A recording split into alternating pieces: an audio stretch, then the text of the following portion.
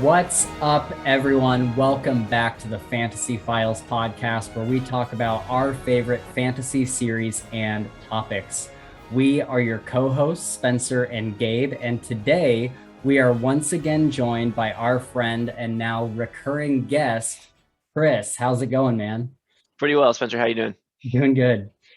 After years of suspenseful waiting, we are finally discussing King's Dark Tidings by Kel Kade, narrated by the wonderful Nick Padell. If you'd like to help support the podcast, please like and subscribe on our YouTube channel and follow us on Twitter at Files Fantasy to keep up with all of our newest content. Upcoming episodes include a discussion of We Men of Ash and Shadow by H.L. Tinsley with possible author and audiobook narrator interviews, as well as an in-depth discussion of the first book in the Lightbringer saga by Brent Weeks. Before we get into spoilers for KDT, let's talk a little bit about what we've been reading lately. Chris, do you have anything that you were reading after King's Dark Tidings or anything that you're planning on reading? Yeah, so I finally finished the fourth book in King's Dark Tidings, and then I immediately picked up Dune again because of the trailer. I saw the extended trailer for the film that's coming out in October. Yeah. I was like, man, I need to read this book again before the film comes out. Yeah. I'm having a hard time getting into it though, because I tend to start it late at night and I'm kind of tired, and you need a dictionary to read that book because there's so much lingo that he introduces. I have like I have a wiki page pulled up that's like the terminology and verbiage used throughout the Dune universe. So I got that pulled up for reference. Interesting. Yeah, and so I was going to mention that I know both of you are fans of audiobooks, that this would be a tough one if you hadn't read it the first time on audiobook, because they're going to say stuff and you're going to be like, what the heck does that mean? Yeah. Interesting. So does it make it like obviously there's the lingo and stuff, but does it make it, I'm thinking in my head like reading something that's like old English, right? Like thou art. No, obviously it's different, but no, it's not like that, right? Okay. It's more where he'll just use a word that you don't know, and you're like, I don't know what it means. I gotta figure it out. Okay, yeah. Gotcha. Yeah, that's one that I've been really wary of. I know that a lot of people really like Dune, and I think, man, I want to get into it because of all the hype around the movie, but it's really the same reason that I haven't read Wheel of Time, is because it's so dense, right? Like there's just so much that you have to pay attention to. Absolutely. And yeah, those books are really really tough to get through, especially the way like Gabe and I read, because we're usually listening while we're at work, so half the time we may not catch everything that's being said. And so those are definitely books that I would probably want to have in print. Yes. And have in front of me and be paying attention to. For sure. Agreed. Are you excited about the Dune movie? Is it like so far everything you're hoping it would be? It looks good. I have high hopes, and I kind of read this interview from the director, and it sounds like he poured his passion into it, and I mean he sounded really. I mean, it's the director, so of course for sure. Right. I don't know. Just, I mean that's the way he was describing it. Yeah, he's really proud of it. So I hope it lives up to its. That's awesome. Do you know when? Is it later October or early October? I want to say it's later October. Okay. I think it's like around the 22nd or something. Okay. Awesome. I have to go watch it too. Yeah. I'm definitely going to go watch the movie. It'll probably be easier to digest than the books. Yeah. Yeah. Yeah. I'm wondering, because I heard something. Do you know if the movie is just the first book, or if it's like the first half of the first book? Or I haven't explicitly read anything on that, but I mean, as far as I know, based on the trailer, it's just the first book. Okay. They're gonna get past that. Aren't there like a lot of books in that series, like 6 or something like that? 3, right? Yes. 3. Oh, okay. no? Well, I have to look up how many there are. There's more, and I thought they were finished off by someone other than Frank Herbert too, as well. Oh, interesting. but yeah, I know I've never made it past the first one. So Yeah, yeah. Gotcha. yeah. Are you guys interested in this Wheel of Time series that's going to be on Amazon at all? I haven't really known a lot. I've heard you mention it before, but I haven't done any research or haven't really seen it. But it sounds cool from what you've told me in the past, and I would probably watch it. Yeah. Yeah, I've heard of Wheel of Time, but again, that's something I just haven't had the time to get into yet. I mean, eventually know. I'd like to. Wheel of Time is like Stormlight Archive, right? It's such a deep, like massive thing that's so like I don't want to say the barrier for entry is high, but it seems high. You know what I mean? Like it seems like a really big commitment to sit down with these, I think 14 books, 13, Whoa. 14 books. Whoa. Wow. And they're all just so dense. Like I think I tried doing the audiobook of New Spring, which is like the prequel. And Okay. I just had no idea what was going on. I think Eye of the World, which is the first book, is a little bit easier to get into, but okay. And this is the series that Brandon Sanderson finished off, right? Yes. Yeah. Okay. That's why Yeah. it sounds so familiar. Okay. Robert Jordan wrote it, and then he died, and then Brandon Sanderson finished off the last 2 or 3 books.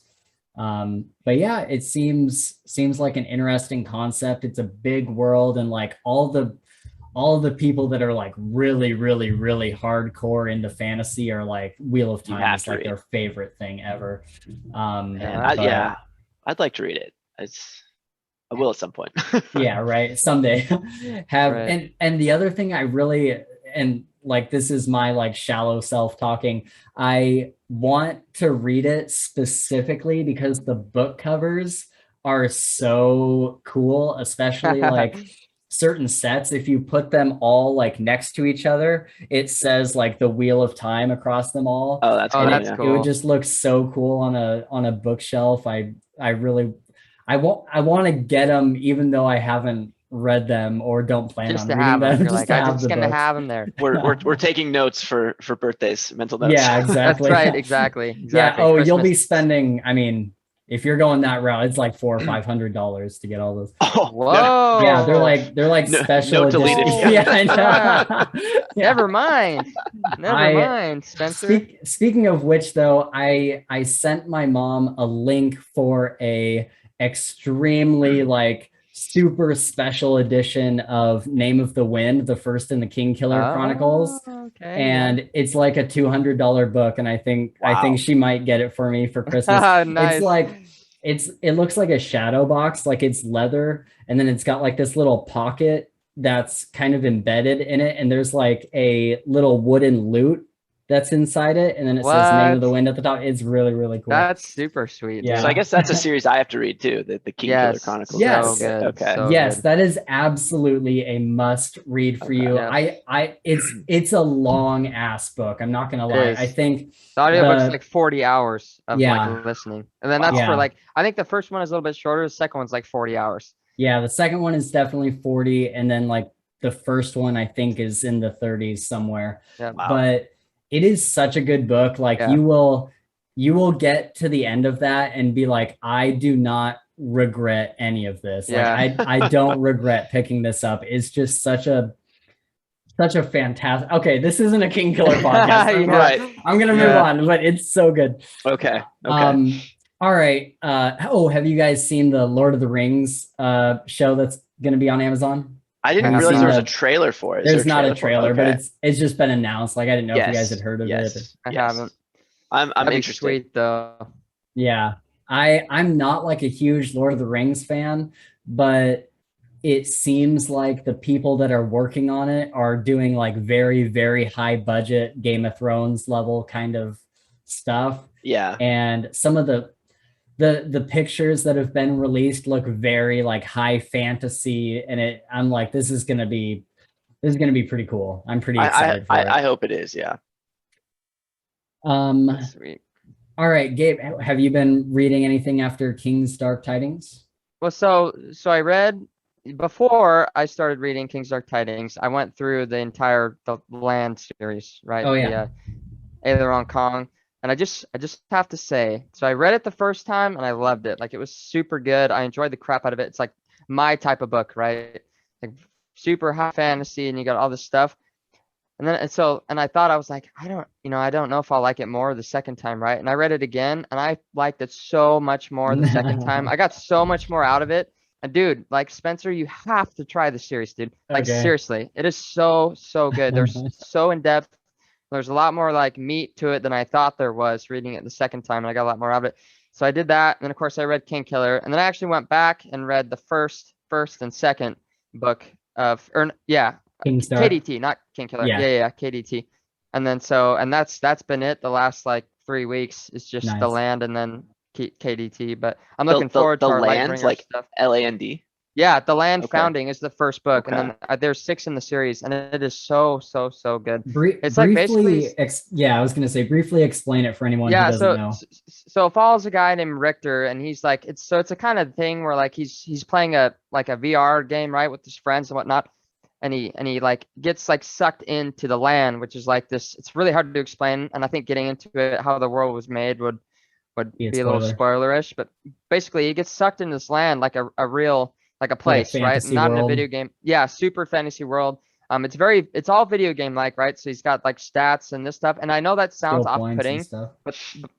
but the way that Sounds he does it and the way that he sets it up is really well put. And then of course it's just a story of, he gets this like land and he turns it into a city and he's got like his people but I don't know. That's not a very good description, but it's really good. Really good. Okay. Yeah, I'll check that out too. Yep, when it's there's awesome. time. Yeah, for sure. It's Add to the list.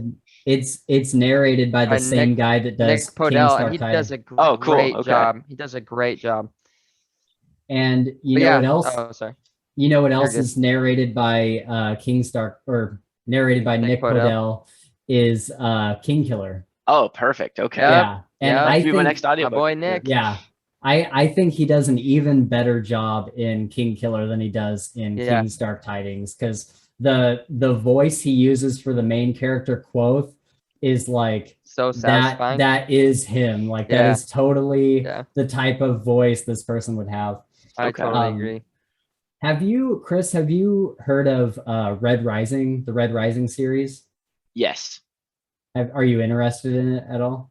I was, because I heard it was, it came recommended to me, and the premise sounded interesting to me. Yeah. And then I read through the first several chapters of the first book, put it down, and never picked it back up again. Bummer. That's highly unusual for me. I mean, I usually go through a book until the end, even if even if you don't like it. I mean, I haven't picked books in my life too often where it's like, this is horrible, I have to set it down. And this one, I don't want to say it was horrible either, but I just it didn't draw me in.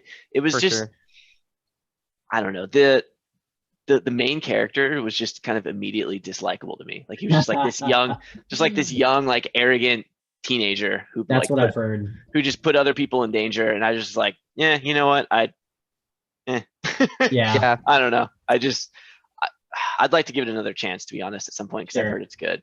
And again, the premise is cool. But I haven't been able to find time for it, but I am interested in it as well, especially because I was listening to this review. I guess there's 2 trilogies, and the second, especially in the second trilogy, it gets into like big like space battles and stuff, like bigger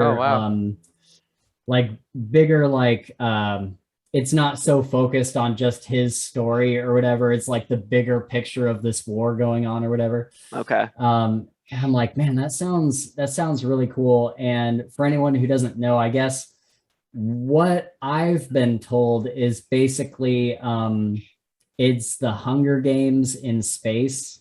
Yeah. Okay. Kind I of. can see that. Yeah. And so interesting. Yeah. And so I've heard that it's like I guess it is still YA, or maybe it's not, but I think it's a more I don't know, maybe like a more serious tone. I mean, I guess Hunger Games was serious tone too. That does have a serious tone, yeah. Okay. All right, so I'll talk. I've been reading so many freaking books. I'm just gonna talk about a couple of them because there's a couple that I need to talk about. So We Men of Ash and Shadow, I posted a review for it recently where I just did a quick like 15-minute review. This is a book where if you are into grimdark at all, this needs to be like at the top of your TBR pile. It completely blew me away. I literally found it. I was on Twitter in like the middle of the night and there was like this random ad for it by the author. And I was like, what's this? And the cover art was really cool. So I clicked on it and it's a grimdark story set in basically like a city in like the Victorian era, and it's the city that has these walls all the way around it, and no one can get out except for really like high priced bribes, or there's like all these hoops that you have to jump through to get out of the city. But it's containing all the like the worst of the world, like all the criminals.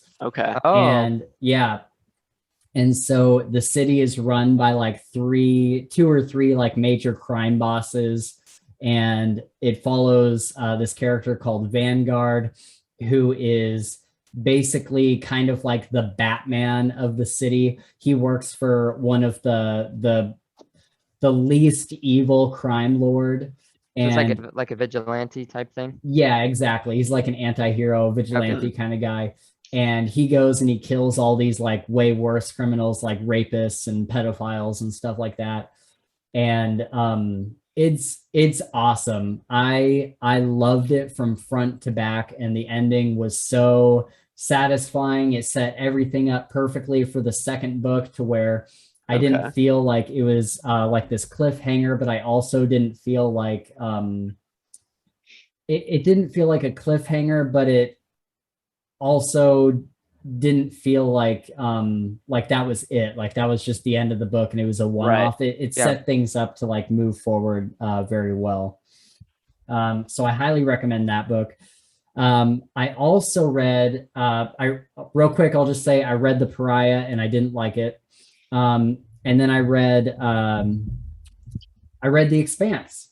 The first book in the Expanse series, I read Leviathan Wakes, and I could not be happier with it. I like all the way through, I was completely hooked. I loved it so much. It was like I was looking for something. I think I've mentioned before, I was looking for something kind of like the Outer Worlds, because I really enjoyed that video game, and just like going through space with like this team and going from planet to planet and getting into different adventures.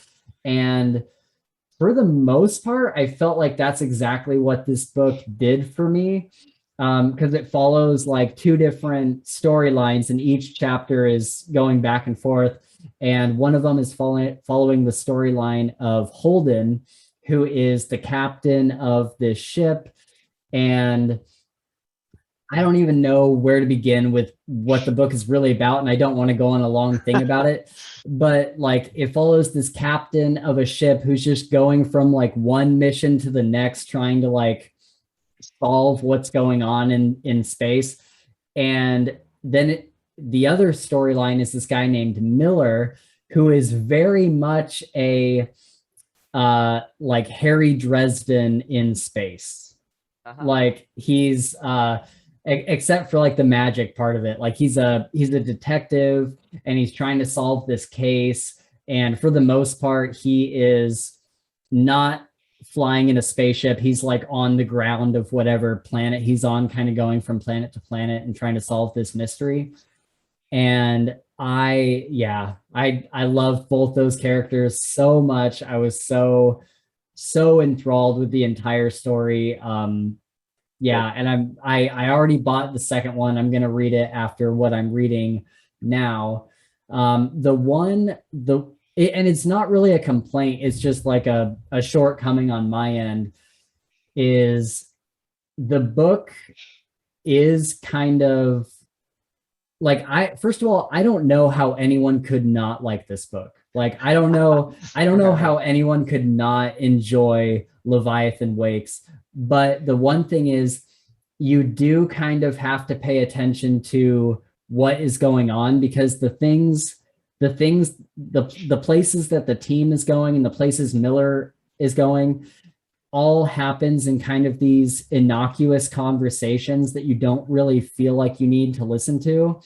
And so there was multiple times where I would have to rewind like 20 or 30 minutes, because I realized, I'm like, I have no idea where they're at or what they're doing. And I had to rewind to go back to the conversation that they had on the ship that says, oh, we're going to this planet next to find this thing.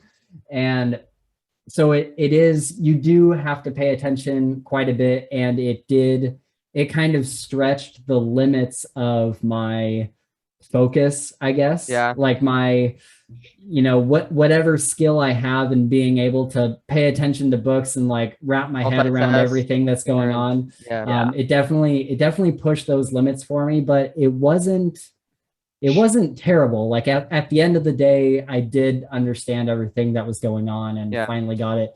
Mostly thanks to a lot of conversations that I had with Chris. I would text him during the day. Oftentimes, like, you'll text me, Gabe, and be like, hey, what's going on at this point? And like, I need some clarification on this. Yeah. And so I was going to Chris all the time. I'm like, what does this mean? And am I seeing this the right way? And so we were going back and forth on it a lot. Yeah. That was a ton of fun. I told you to keep track of ship names. There's the Canterbury, the Rocinante, the Donager, the Nubis. It's like those come back all the time. So you gotta remember. And there was another one that started with an S. Somnambulist or something like that. Sonambulist. Something like that. But there's a lot of ship names to pay attention to. I don't think I even ever figured out what the Derringer is. That was the Martian ship that they were on that was destroyed. That picked them up. Got it. Okay. The Donager. Cool. Yeah. Nice. Then after I finished that, it was either go on to the next one, or a book that we've talked about recently on the podcast about possibly starting soon is the Of Shadow and Sea, or Of Sea and Shadow series. And it's a trilogy, but there's 2 parallel storylines. So there's 6 books. And so you read, so there's like 2 book 1s, there's 2 book 2s, and 2 book 3s. You have to read each of them as you go, because they parallel each other. And all of them, all 6 books are free on Audible right now if you have a subscription. Oh, wow. So anybody listening to this, if you are interested in a fun fantasy story for free for a 6-book series, it's awesome. I'm loving it so far. The book that I'm reading, one of the first 2 parallels is this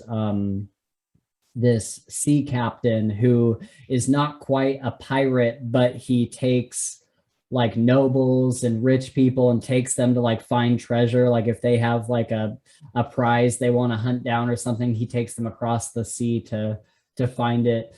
And he's got kind of like this big Loch Ness monster thing that is like strapped to the bottom of his ship that like propels him through the sea. And he like controls it with magic, and it's awesome. I'm loving it so far. That sounds pretty cool. Is that not the book? I may be mistaken, but remember the book series that when we did the book, or like checked out our Audible wish list? Yeah. Is that the book where there's 2, right? Same book from 2 different. Okay, so there's 6 in that series. Is that what you said? Yeah. It's essentially a trilogy, but you're following. Okay. Yeah. You're following 2 people that are hunting this treasure. For sure, and that makes sense. And it's from 2 different sides of it. I got you. Yep. And that's pretty much it for me. I think, Gabe, you're probably going to start We Men of Ash and Shadow next week or something, right? Yep, you got it. And then maybe the week after that we'll do Lightbringer. We'll see. Lightbringer keeps getting pushed out further and further. No, for sure. How long is the We Men of Ash thing? It's like 9 hours. Oh, okay. Yeah, you can do it in like a day. In a day. Yeah, exactly. I think I did it. I think I did it over the course of 2 days. But Yeah. it was, Okay. Cool. man, it was so good that I was listening up until like 3 a.m. Like Wow. I was like, You're That like, was I a I was, must can't read stop. yeah. for me. Yeah, I think if you really like grim dark stuff, it's definitely like really dark and graphic. And it's just set in this really just like this super dirty world. Like nobody in the book is really a good person. Like everybody has like redeeming qualities, and like Right. at the very center of them, they have like this little bit of gold, but everybody is just really shitty, and it's awesome. And it's just like I don't know how to explain it. It's one I keep telling people, one of the quotes from the very beginning of the book, like one of the first couple sentences of the book is the narrator is talking about a bar that Vanguard is in, and Vanguard is saying that there are um, four whores in the bar, but they only have 6 legs among them. So if you do some quick mental math, Yeah. either 2 of them are missing 1 leg each, or one of them is missing both legs. Both legs. And Wow. so that's the kind of city that they're in. That's crazy. Did Wow. you say that Nick Podell is who's the narrator, and are they any good? RJ Bailey is the narrator. He's a new fantasy narrator, and he is very good. Is that the one that you said had the really kind of deep, smoky like voice, or was that a different book? 'Cause I remember you told me you sent me a No, clip. that was Hand of the Sun King. Okay. Okay. But RJ Bailey is really, really good. I was Nice. really surprised by his performance, and he did all the different voices, and they all sounded very distinct. Nice. I never had to wonder who was talking or anything That's like that. cool. All right. So now that we've talked about what we've been reading and what we're excited for, let's go into full spoilers from here on out. So if you haven't read the books, then now is a good time to pause and come back once you do. We will be discussing books 1 through 4, and you really don't want to get spoiled on these. You've been warned. So let's just have a group discussion on these. I'm not too worried about hitting every single note. At a later date, Gabe and I will probably go through each book separately, because that's kind of what we've been doing lately, and really dig into them individually when we feel ready for another reread. But for today, let's just skim through the notes and talk about these wonderful books. So Chris, as a first-time reader of these books, you're kind of in the VIP seat here. What were your initial thoughts? What was your journey like, book by book, whether critical or otherwise? We're totally open to any opinions, so that it's not just like an echo chamber here. Sure, absolutely. I know that initially you were kind of struggling with them a little bit, and I wonder if that changed. I will say it absolutely did change. Yes. Oh, yeah. Nice. Yeah. Luckily, I know you're right. When you told me to check these books out, I was listening to the first one, and I got to a point. I think it was during the time when they're on the riverboat. You know, they're going down the river before they get attacked by bandits. Kind of around that time, and I almost turned it off for good. I was like, I can't do this. What was it about it? Well, okay, I'll tell you. But I mean, yeah, you know, I was very critical of these books to you, like, nothing, just. But what really did it for me was Raylan. I could not stand Raylan. Okay. I was like, this is someone that just has no depth to them as a character at first, and just the way. Just the way she was as a character really bothered me, and just her and her incessant just repeating. Yeah, super annoying. In my mind, I was like, no one acts like this. Just yeah, I know. She's got no common cringy sense. Yeah, and then Frisha's not that bad either, but there again, I just felt like there wasn't a lot of depth to her. So and I don't want to go on a whole thing criticizing these books, because in the end, by the end of it, I was hooked.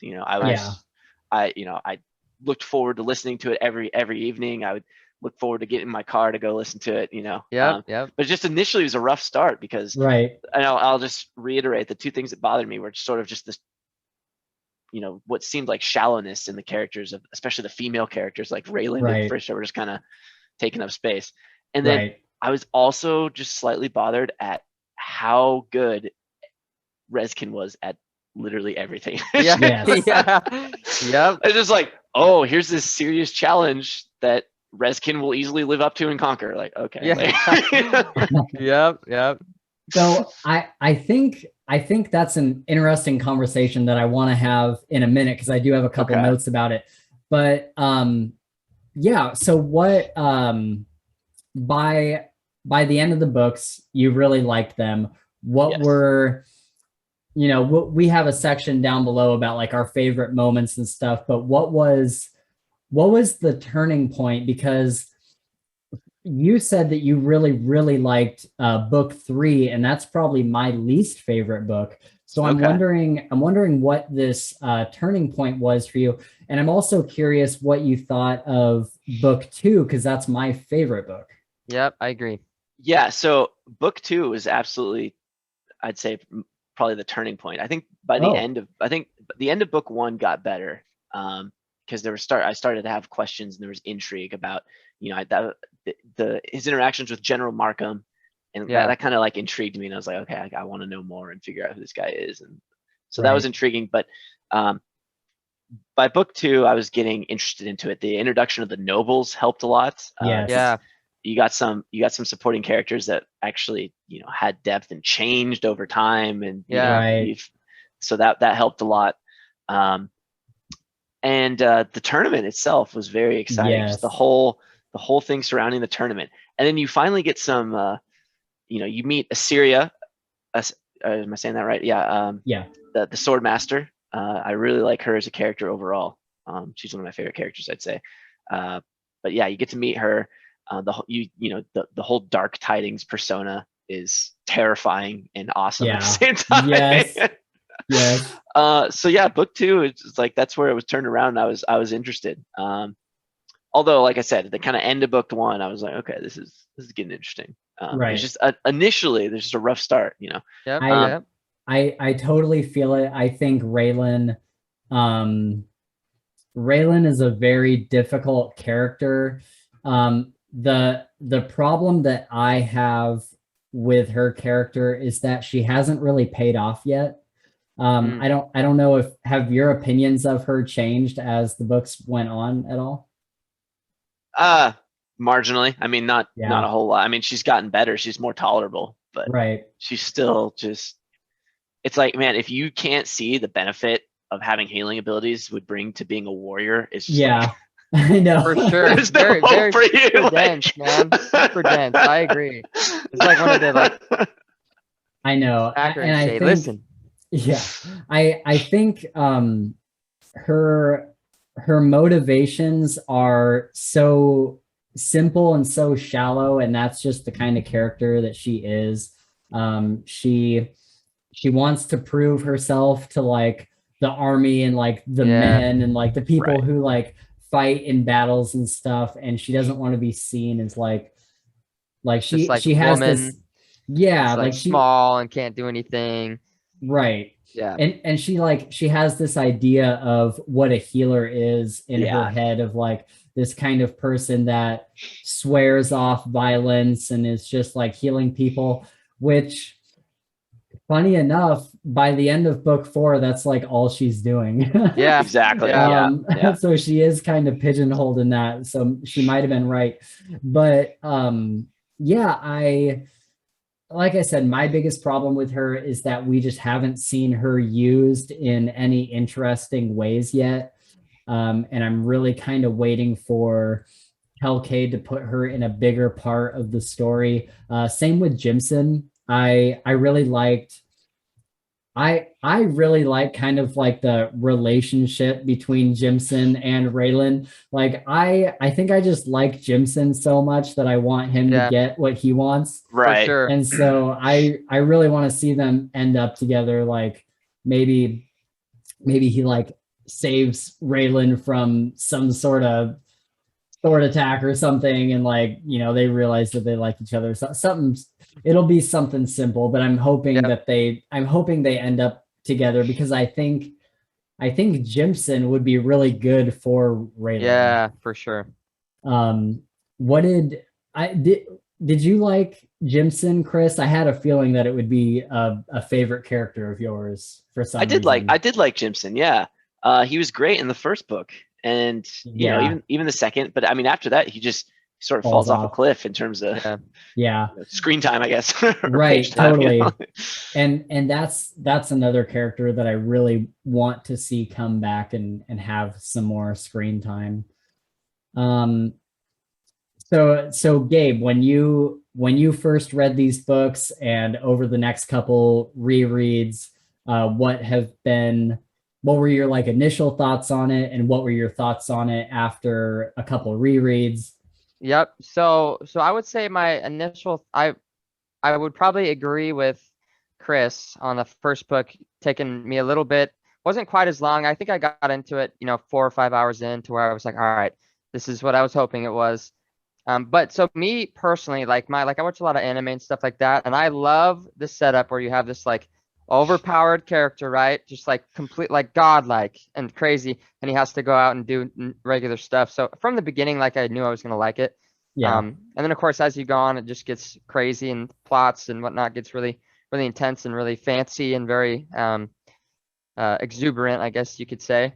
More complex, for sure. More complex, yeah, exactly. A lot more depth. And then, so I read it, and I'll be honest, like I liked it so much the first time. Like I think reading it the second time and the third time, I learned more, and I like pulled stuff out of it that I didn't the first time, which is the case with a lot of books. But totally. And so that was cool. But I don't know if I liked it like a lot more, I would say, because like I originally liked it quite a bit. All around, it's a great series, and definitely like one of my top 3 for sure. And I'll probably will stay that way for a long time. Right. So yeah, no, it didn't change a whole bunch. It's just bomb. It's so good. Yeah. I feel the same way. So I have been like championing this series for so long. You have. Every single person I meet who is remotely interested in fantasy, I'm like, you have to read the Dresden Files, and you have to read King's Dark Tidings. Yep. And this book, I think I got recommended on a Facebook group. It was like, if it wasn't for like this random reply to a comment of mine on Facebook, I would have never found this series. And as soon as I looked up the first book, before even reading the plot summary, the cover just grabbed me. The cover of that first book, where it's walking through like that like smoky, misty town. Yep. And I'm like, oh, I'm gonna like this. And I don't know, as soon as I started reading that first book, I probably wasn't even halfway through that first book, and I went and bought all 4 on Audible.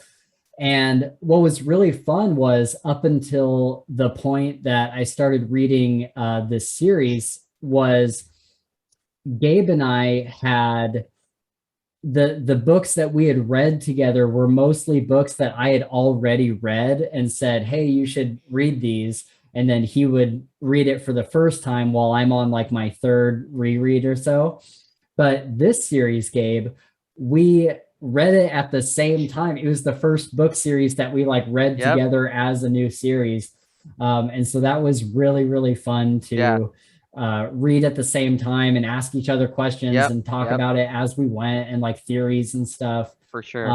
So that was a lot of fun. And now we've done that a few times now that we have the podcast and stuff. But that was a big part of the appeal of these books, was to kind of talk about it as we were going. For sure. But yeah, I just love these books so much. I love that the beginning starts with this very simple premise, right? Like he's training, and first of all, I loved how short the training period was, because a lot of books that are coming out nowadays, the whole first book is like the training period, Yeah. like it's them getting good at whatever they did. And that can be good in some instances. Like Night Angel did it really well. I think they did like maybe 6 chapters or so of a training period, and it went by very fast. Like each chapter was a different year, and it felt like the story was progressing. But I really liked that this was literally a chapter and a half of kind of the training period, and you're seeing all these time jumps, from when he's first born to like 6 years old to like 13 to 17 and then 19. And I liked how quickly that progressed. But anyway, he goes on this simple task, and it's to kill the last person that he was ordered to kill. Yep. And he's given, 2 orders that he doesn't understand as he leaves the fortress. He, the master misspoke and told him to protect and honor his friends, and Rule 1. to Kill with conscience. and kill with conscience. Yeah. And so I think the thing that intrigued me so much is he's leaving this fortress that he's spent his entire life. He has no like foundation really for how the rest of the world operates besides what he's learned at the fortress. Right.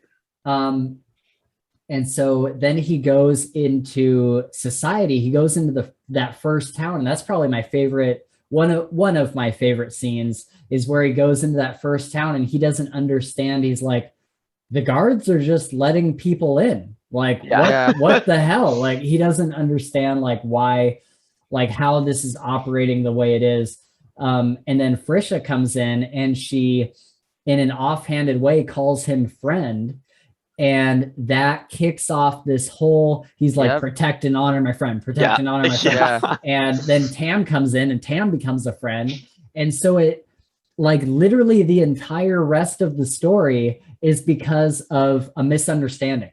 Like the whole, everything that follows after that is because of this directive that he has in his head that he needs to protect and honor his friends. And so I just thought that was so insanely interesting. And to get into what you had mentioned earlier, Chris, was one of the things that I really liked about these books, is kind of this idea that Rezkin is unstoppable. And I feel like if it had not been handled the way that it was, it would have been really bad. It would have been really dumb. It would have been like, okay, this guy can just do anything, and that's stupid. But there is a narrative explanation for why he is that way. There's a reason, and as you just learned in the 4th book, there's a big reveal that explains why he is so good at what he does, because pretty much 24 hours a day, from the moment he got up to the moment he went to bed, he was training since he was like 5 years old. And even before that, they were training his mind. Right. And so literally every waking hour of every single day was spent in combat or stealth or a number of other mastering skills. And I think that if it hadn't been done that way, then Rezkin would have totally been a Mary Sue. He would have just been like, okay, like he can just handle everything, and he has all this plot armor, and it's really dumb. But I think the saving grace of that is the narrative reason for it. And then as we find out in the 4th book, he's a thing called a Scrivener, which means he can remember every single thing he does and reads. And so that's a major part of that too. No, I agree. And I think overall, it became more enjoyable, just like, like I said, initially when I'm trying to get into this book, it's just like, at first it was kind of like, okay, this guy can just do anything. But then as you get into it more, like I started to be like, oh man, I can't wait to read about how Reskin's gonna, just destroy these guys or, beat this situation. Like you start to enjoy it and it becomes enjoyable. So exactly. And I really enjoyed, did you guys enjoy like all the, like, the book kind of shows that he is so good at like all these things, but there's situations that he gets into where those things can't help him. Yeah, like, that's exactly what I was gonna say after you're done. He's like he is this very all powerful like figurehead, right? Of this, he's a warrior, sneak, all this stuff. And then but he doesn't have any like conception of like how to be around people, right? He's just purely a machine trained, right? Everything he has to bounce off the road. So he gets in these weird social situations and he has no clue like how to handle it or what it means or whatnot. And you see him either fumble or like he doesn't really fumble, but you just see like some weird conversations. People are like, what? Why did he just say that? Like that was really weird, stuff like that. Like so the whole, oh, sorry, go ahead. No, you're good. Like the whole, one of my favorite conversations in the book is the cat in the bag book, or cat in the bag discussion. Oh, remember where he goes? Yep. I think it's in the third book. He goes to that island and he gets a cat, and he like keeps it in this bag, and he's like trying to tell Tam, or Tam's like, what's in the bag? He's like, the cat. He's like, are you gonna let the cat out of the bag? He's like, why would I let the cat out of the bag? And then like the nobles come over and they're like, let the cat out of the bag about what? Yeah. And Redskin's like, it's like, what are you talking about? I do remember that. Redskin's like, I don't want to let the cat out of the bag because we're on the deck and it would run away. Yeah, that's right. Like, and they're like, what are you talking? And then they're like, are you a cat person or a dog person? He's like, I am neither. I am a human. And it's just like this big, it's almost like this Abbott and Costello, like who's on first kind of skit. Yep. And oh man, it was that so is one of the funny. most memorable social scenes. I love that. Then when they finally realized that he actually brought a cat back, they're like, yes. They're like, why did you bring a cat? He's just like, I just told you. I wanted to. He's like, I wanted to bring it. Like, they're like, but why? It was just so funny because I love that. I love that scene. I did too. Oh my god, yeah, that was one of my favorite scenes, and it was interesting how that scene was used too, because from the beginning of the third book to that point, everyone is very pissed at Reskin. Yes, like everyone is very like, you didn't tell us you're the freaking king, like what the heck? And so it's kind of like this, it was almost like this moment where, okay, everyone is going to start to go back to normal from here after like this moment of like levity and everyone kind of joking around with each other and stuff. It kind of goes back into like the normal swing of things. What did you guys think about kind of the transition from book 2 to book 3 in that way? You know what I mean? Yes, I think I do. Like, because in book 2, we have all these like fantastic discussions and everyone is very like friendly with each other. There's all these very deep discussions going on. And then book 3 happens and everyone is very, very upset with Reskin, and it kind of puts a dour gloom over everything. And Frisha isn't happy with Reskin. Not at all. Like she doesn't want to be betrothed anymore. And so what did you guys think of that like tonal shift? Did you like where it ended up going? Because I'll let you guys answer. Okay, I would say I think in the end I did like the way that it was set up, but it was kind of like, and just like you just said, like we were so used to being, Reskin's very like, they're all friends, they're all very tight knit and whatnot, and then of course they figure out who he is, what he's been doing, and of course they get mad. And so I think that that's important though. I think that really plays into the rest of the storyline. But it was a bummer. Like it was just kind of like, I was like, oh man, this kind of sucks, like. It makes me sad. Freaking everybody hates him for what he did, and but I think in the end it worked out well. Like I think that was very much needed, right, to kind of play into book 4 and the rest of it. But so it wasn't terrible. It was kind of a downer at some points, but it wasn't like crazy bad. And I don't know. I think it was a good learning experience for Reskin in terms of how to actually be a human as opposed to just a machine. For sure. I remember, I can't think of specific lines, but I remember him being somewhat surprised that people are upset with him. It's like he doesn't get it. He's like, I never lied to them. But but people don't like being misdirected, even if it's not a lie. It's just, people don't like being, deceived. It's I mean, he essentially he is deceiving them, even if he's not outright lying. Oh, for sure. It's deception. It's deception. It's misdirection, and that's what we'd say, shady, right? Right. And people don't like shady characters, and for sure. Right. Yeah. And so that makes them question kind of who Reskin really is and all that. That's a really good way to put that. Yes, it makes them question who Reskin is, and he kind of even has this moment where. I think it might even be in book 1 where he's talking about how he can play any character. He can be a noble, he can be a merchant, he can be a soldier, anything he can do. But he's on his own, kind of on the open road as he's on his way to the first city that he goes to. And he's like, but I am not playing a character right now. I have no mask to put on.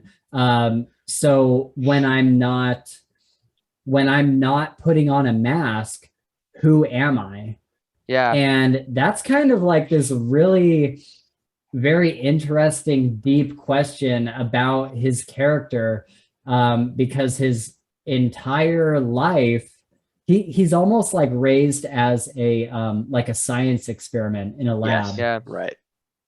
I got kind of dystopian vibes of like the stories where, they would have like a super soldier like raised in the lab, and like he never saw the outside world. He doesn't know like what is outside that.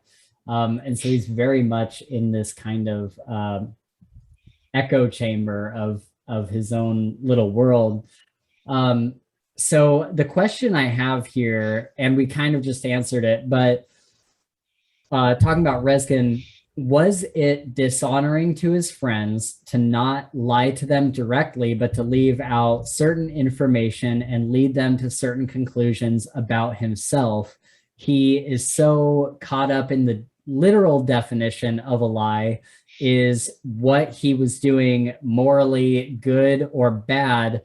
And was he actually protecting his friends by deceiving them? Because that's like his whole reasoning, right? Yep. So I would say morally that it's wrong. Just like you said, shady character, right? Like that's not what anybody wants. But there's been times where I've thought it was like over, there's been times where I thought like if he was just honest, right, it could have played out better than what happened. But I think his intentions were the entire time. I mean, that's what it is. Like that's his goal. Protect all of my friends. That's the entire book. All of it. Like that is his main goal. And so I think his intentions were good, but I also think he didn't quite understand, like what in his mind, he saw the outcome of doing all this stuff, but I don't think he understood the outcome of what happens when you deceive, right? What happens when you lie by omission or whatever else. Like he thought he was just honoring, protecting his friends, never lied. But in the end, like, they were all pretty upset when they found everything out. And so I don't think it played like he thought it was going to play. Right. Yeah. Yeah. There's a lot of questions and a lot of layers to those questions in that sentence you just spoke. I mean, it's because is it morally good just because he's living by the mantra protect and honor your friends? Because in his mind, friends has meaning to you or I, to us, but it literally has no meaning to him outside of the word, rather outside of the label, right? I would disagree. Is the label. Really? Yeah, because so here, and I want to hear exactly what you're saying, but I just want to pipe in real quick. Yeah. So that was one of the things that I thought was so interesting, especially about book 2, was that you and I, or all of us in the modern age, all of us use the term friend completely interchangeably. I met somebody at the grocery store they're now my friend. You know what I mean? Like you meet someone once and it's like, oh yeah, my friend, you know, whoever is going to join us tonight or whatever. And so it's this very loose term that in modern day is kind of used as like the term like acquaintance, because you're not going to say, oh, this is my acquaintance. You're just going to say, this is my friend. Yeah. Now, there are deeper meanings to it, and you can tell, like, I would describe both of you guys as like my best friends, but other than that, like friends, all like the word friend almost has no meaning nowadays. But to Rezkin, the word friend is like this super high station of honor. It is like his right hand. It's like his right hand person. And he's got his girlfriend and he's got his best friend. And then he's got his friends. And those are very few and far between. It's pretty much everybody who was on the ship on that second book is labeled a friend. And the way that he sees that word is, if you think about protect and honor your friends, if he names somebody his friend, he is dedicating his entire life to protecting and honoring them.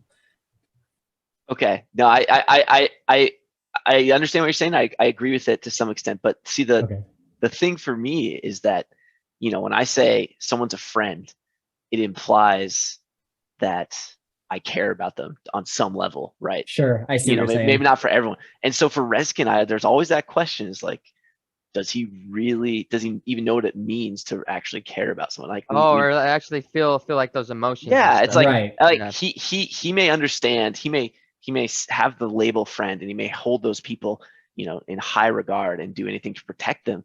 But is it because, I mean, in my opinion, it's because he's following rule 1. Like, we know he doesn't love Frisha, right? Yeah, for sure. And that's what destroys the whole relationship, because he would perform flawlessly, you know, from the outside, from an outsider looking at their life. He'd be like, wow, Rezkin loves her. He's you know, he's giving her all these kingdoms. He's perfect for her. He's doing everything for her. He loves her. But then it's not there. It's just it's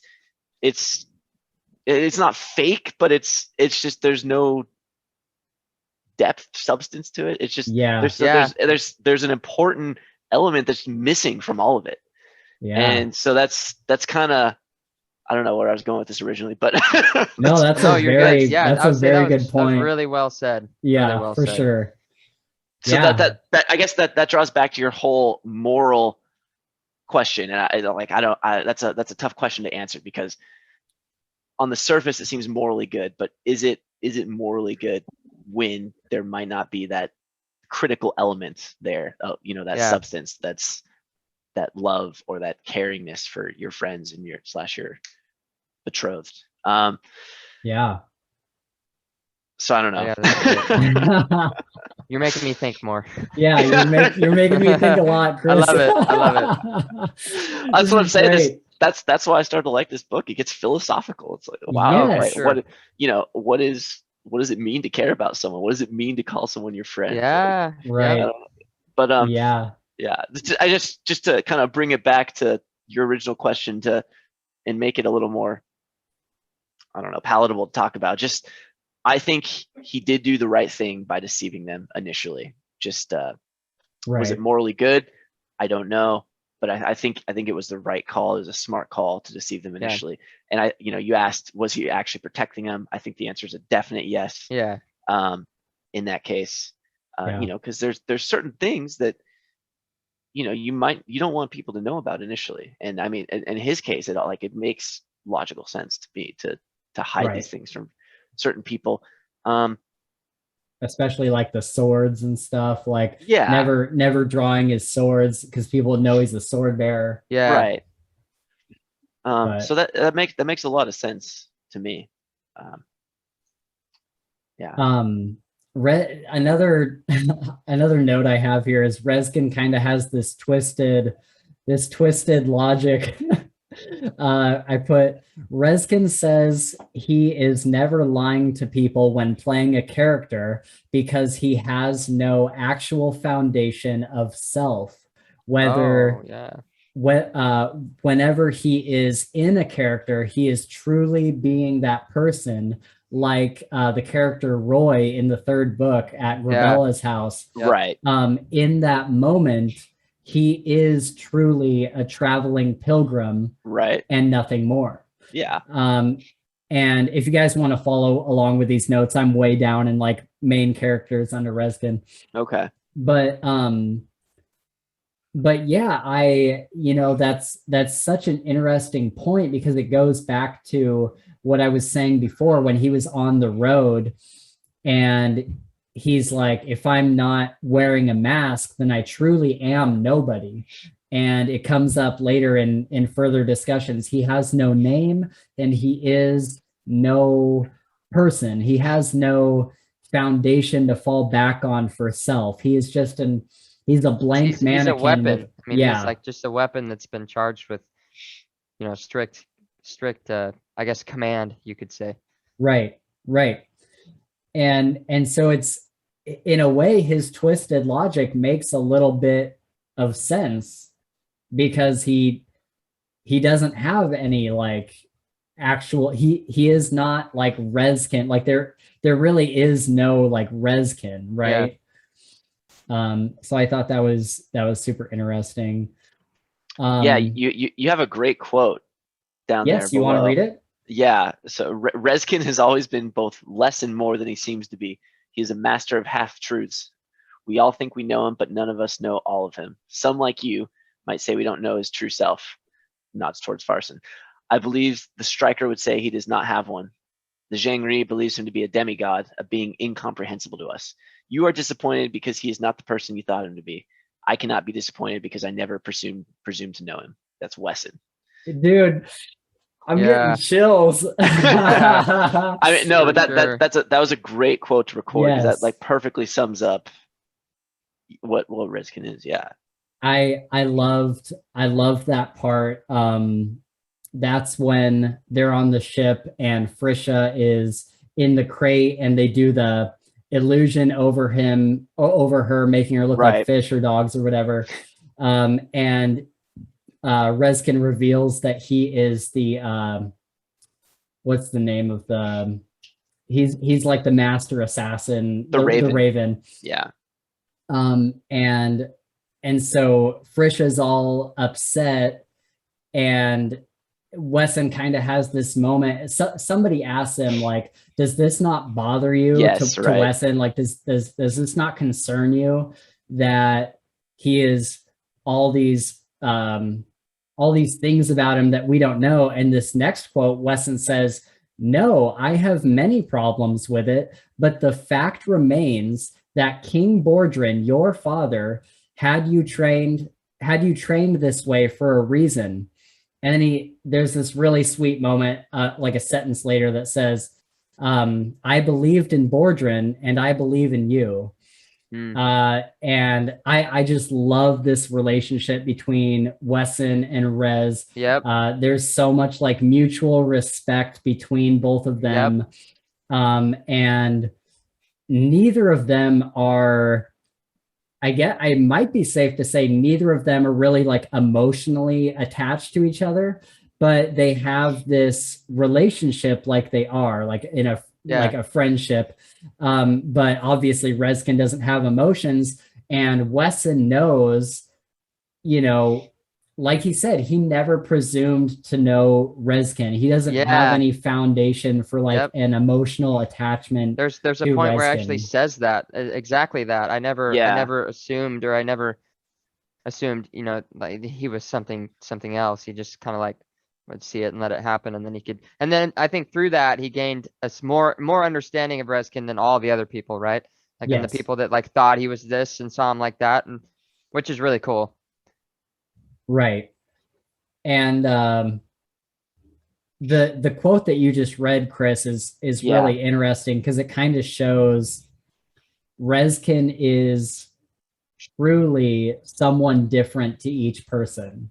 Yeah. And we see that when Striker Farson comes into play, and he's telling Frisha, she's like, no, of course he loves me. Like, of course he's like, He's like my knight in shining armor. Right. And Yeah. Farson is like, if you knew him how I know him, like you would not be saying that. You have no idea who this guy is.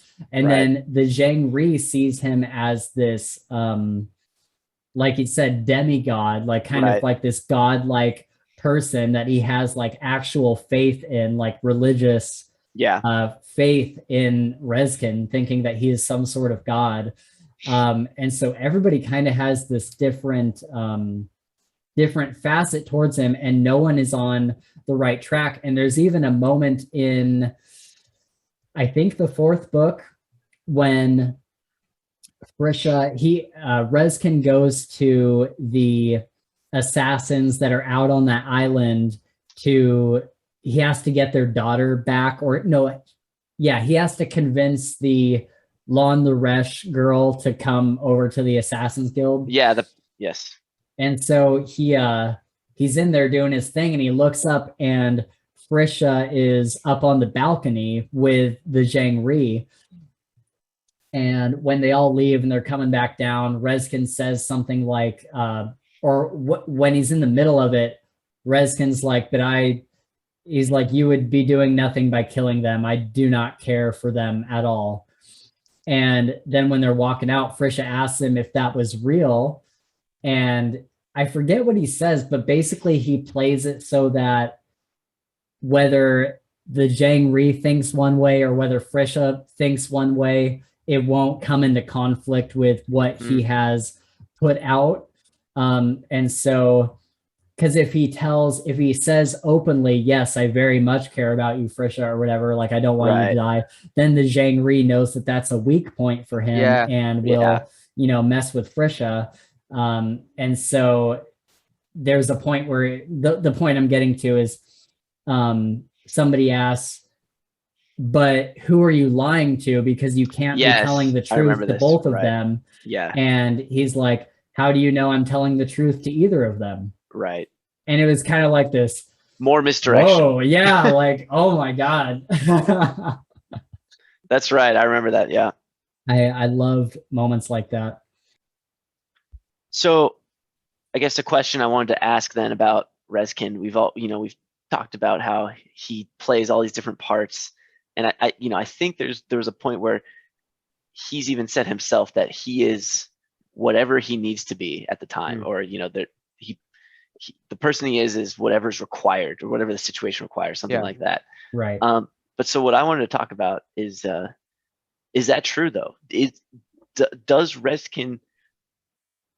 Is there a real Rezkin? And part of what I wanted to say is, we said earlier that he doesn't have emotions. And I wanted to just say that he does, though. There's points where he's starting to develop them, right? Where he feels this tightness in his chest. Yes, not really, in the beginning, he's not really sure what it is. He's like, I don't know what that is. Maybe I'm sick, or maybe I got hurt. Yeah, maybe I gotta go to the healer. Yeah, but then over time, he starts to recognize what that is, and then it's a really pretty poignant moment. I think in the fourth book when Frisha finally tells him that she doesn't want to be betrothed to him, and then he sees her with the Duke's heir, Tyrion, and he feels that tightness in his chest, and it's amazing because I think it was probably in the first book when he first felt that tightness in his chest, and he thought he was sick or something, and then in the last book near the end, he feels that tightness in his chest, and Rezkin's like, he says he realized that was the pain of loss. And I was yes. Yeah. That gave me chills. Yeah. Oh my God. Yes. Yeah. I was like, yeah. I mean, that part was powerful. I totally agree. Super powerful. And there's on that note about the emotions, there was one more part, and it's where I think it's the it's the first book, and so the girls Frisha and Raylan are bathing right in a stream or whatever, and Rezkin's bathing down the way, so he's not like him, and then Frisha and Raylan start fighting right over Rezkin, freaking out. And so when Captain Jimson comes running right, and he's like, Rezkin, what are you doing? Get away from them. And Rezkin and this is not like a lovey emotion, this is like more, it shows like he got like angry, right? Like, that's right. How dare you say that about me? And so that was I really like that part, because again, it just showed more of like, real emotions, good and bad, that come into That's play. true. It's not just this automaton, right? It's Right. like yeah.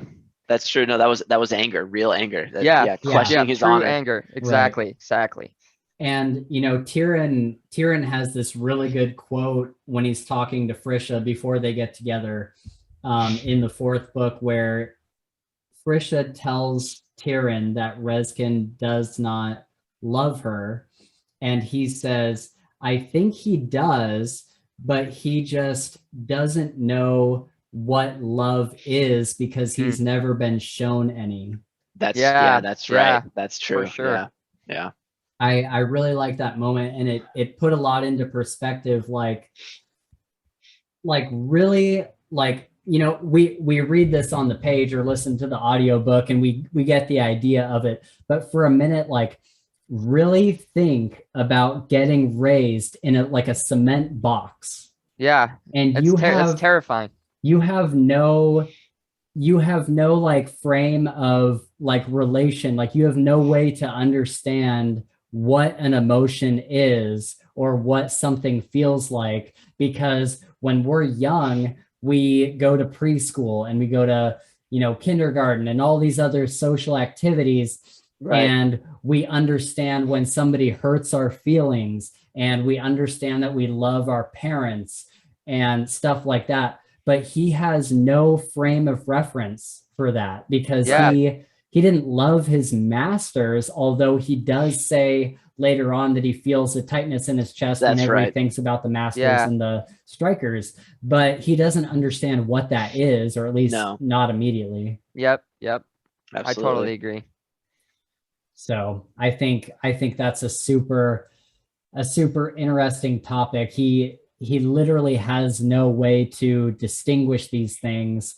And it's obvious that he does love Frisha, but I think another part of it is that he gets so involved with trying to save the kingdom that he doesn't have time to placate Trisha, or Frisha. Yeah.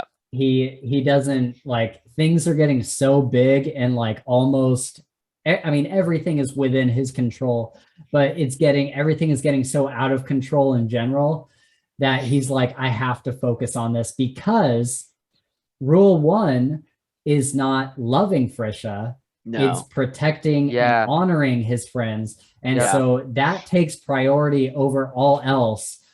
So even though he might love Frisha, he doesn't have time for that right now. Like, he's like, I have to, like, rule one is the most pressing thing right now, and I have to protect and honor these people that are in my fellowship. Right. For sure. Going back to, do you guys have anything else to say on that?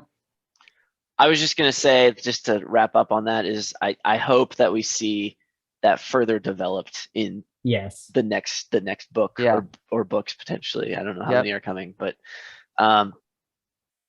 just I want to see Rezkin develop more sense of self and grow as a character and start. He can do everything. He's perfect in so many ways, but he's also a very broken person. Yes, absolutely. So it'd be nice to see him heal in that way. I totally agree. Well said. Yes, I think that one of two, here's my prediction for like kind of the end of the series, is one of two things will happen, or maybe even one of three things. Either he will become more and more human, and he will become more likable, because honestly, in the third and fourth books, I really didn't like Rezkin that much. You know what I mean? He was just like very robotic, and he was hard to relate to. And all these things were going on that weren't centered around his relationship with his friends anymore. And that was when, really, the second book was when Tyrion became my favorite character. But in books 3 and 4, that was when I really started getting way more invested in the side characters, because Rezkin was doing all this cool stuff, but he just wasn't relatable anymore. Right. So I'm hoping to see him either get humanized more, or I think that it's possible that he will either stay the same or get more and more colder as he realized, because we see at the end of the 4th book when he finds out about Tam and he's like, I can't go get him. I have a war to wage. Like I don't have time for this. He's dead, Frisha. Like I can't do anything. And he starts to walk away. And I think that there is a relatively high chance of him getting more and more like cold and shut down and shut off, and he will just become like the thing people are afraid of him becoming, and Wesson will have to kill him. Jeez. So I think that's a very possible outcome for this series. And I posed that I actually posted on Twitter. I wrote, I think I wrote what I just said, like either Rezkin will become more and more human and everything will kind of come to a head that way, or he will become and then like in the following tweet, I wrote, or he will become completely closed off and he will, like, Wesson will have to kill him. And Kel Kade liked that tweet. What? Wait, the second one or or both of them? Oh no. Oh crap, dude. I'm like, oh, that's super funny. Oh my gosh, that's so great. Yeah. That is hilarious, man. I hope it doesn't come to that, but yeah, I know, me too. I'm really hoping for a happy ending. I honestly think that Rezkin is going to wind up with the elf girl that he keeps seeing in his dreams, the girl with like the long white flowing hair that keeps showing up in his dreams. Do we know that that's a physical person that he can? I'm assuming it is. Okay. I'm assuming it's like a long lost elf or something that's trying to get in contact with him. Okay. Oh. There's also the mermaid or whatever in that one city at the end of the 4th book, the city under the lake. Under the lake. Yeah. That was really interesting. He felt like an extreme longing for her, but he did mention that was not the same lady from his dreams. Oh, did he not? Did he really? Yeah. I thought they were this. Okay. He was like, he said something. He's like, this was not the white-haired girl from my dreams. Interesting. Okay. Until I forgot. So going back a little bit to the whole Kieran and Frisha kind of falling in love and telling Rezkin, and he's like, happiness looks good on you, Frisha. And it's like the saddest fucking moment ever. Brutal, man. Oh, we've all been there. Yeah, for real. Oh, dude, what a perfectly Kel Kade did such a good job with conveying so much emotion in one sentence. Happiness looks good on you, Frisha, and you as well, cousin. Yeah. Like, oh my, like that says so much. The heart. Oh, and then Nick Podell, of course, did a great job with it.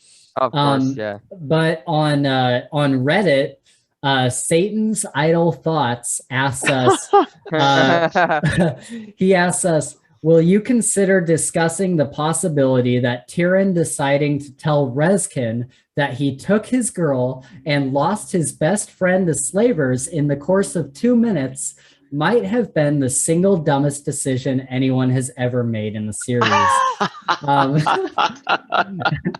Especially since this is coming from an allegedly smart character who had a long time to think it through.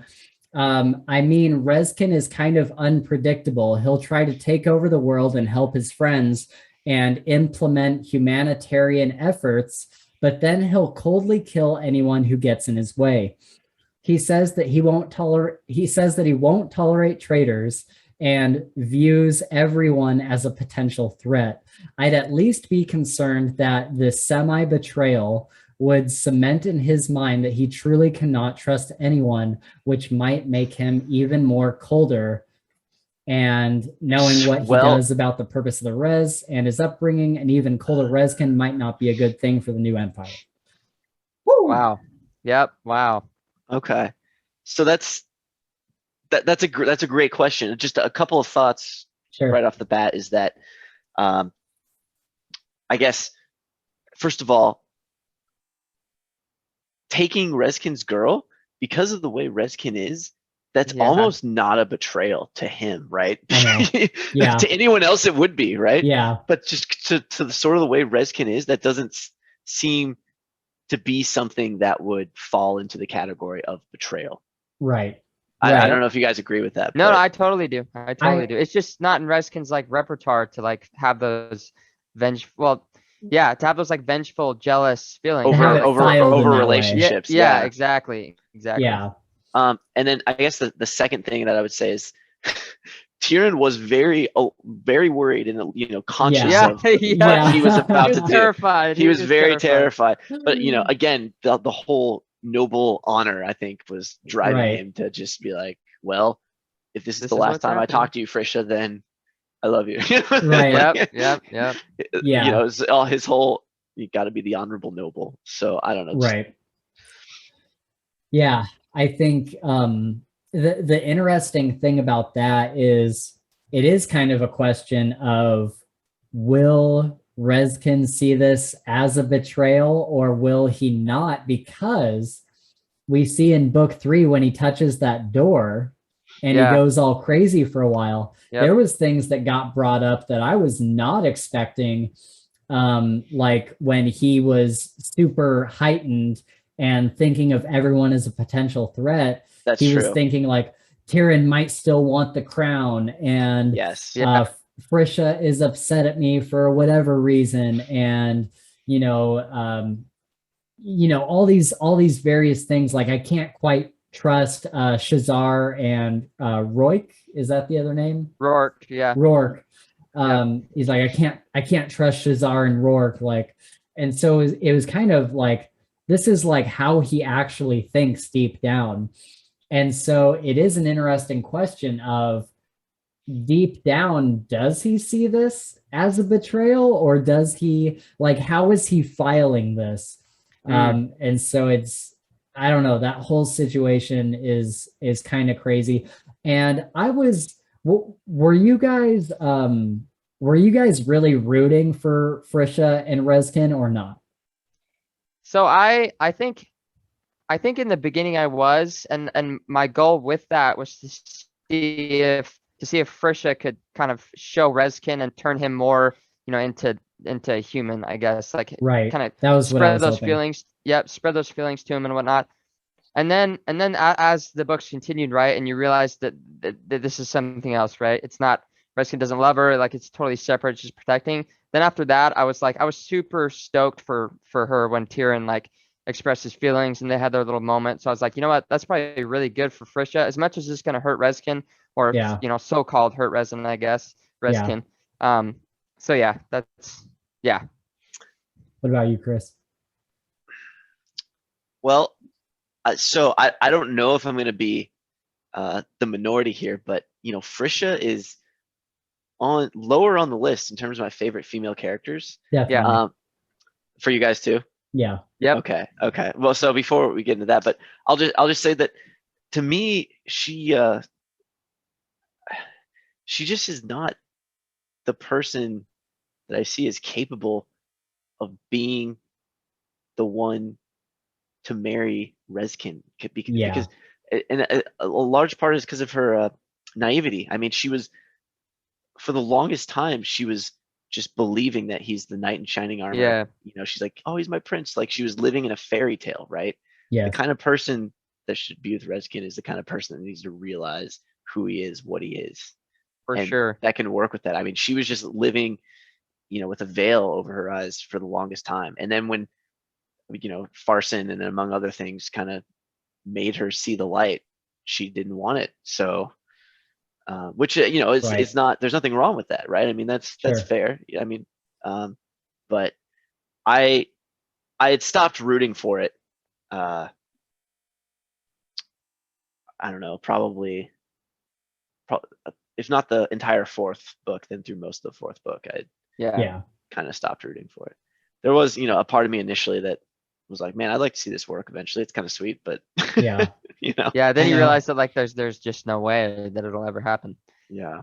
I got to the end of the second book And that last scene where he takes off his mask and shows everybody that he is the king. It was kind of this moment where I was like, there's no going back. Yeah. Like there's no, like the Reskin that everybody knew, like Frisha says, is gone. Yeah. And so it's kind of like this really sad moment where you realize, like, man, even if she does somehow get over it, like there is now a noticeably huge difference between them. Yeah, absolutely. Yeah. And some of my favorite moments in the book were like in the first book and in the second book, where they're all like, as dumb as it sounds, like where they're all like having a picnic or something. Yeah. And they're just like hanging out and like acting like normal people. And some of those are like my favorite moments that really made me think like, oh, maybe this will work. But then by the end of the second book, knowing what Frisha knows, I don't think there's any, I didn't really think there was any going back for her. And yeah, it was interesting to see that progression, but there was some hope because we see Tam turn around from it. You know, we see Tam, you know, find out what he is and come around, in part thanks to Frisha. Yeah. And so there was some hope. There was some hope that she would too. You know, I'm questioning. I'm thinking about Assyria, right? Like, maybe that could happen. I know. Assyria. I know. I was rooting for that for a while, but then she basically married Malleus. That's right. Yeah. What did do you guys want to keep talking about Frisha for a minute, or should we talk about Assyria? I'm game for either. I think I've said all I really have to say on Frisha. The only other thing I wanted to say about Frisha is that she is completely neurotic. Like she's obviously like naive and neurotic. But I kind of, what I did like of her was I kind of like her for the same reasons that Reskin does. She's a female character with very feminine attributes. Very true. Yes. But she's also not soft in the way that Sheila is. She's willing to take long voyages with the men, camp in the wilderness with no complaint, and does not bear many frivolities. She's willing to train with weapons too, to try and protect herself. All that. That was good as well. Yeah. I mean, she's a strong. I mean, she's a strong person in the end. I mean, she's she puts up with a lot. Yeah.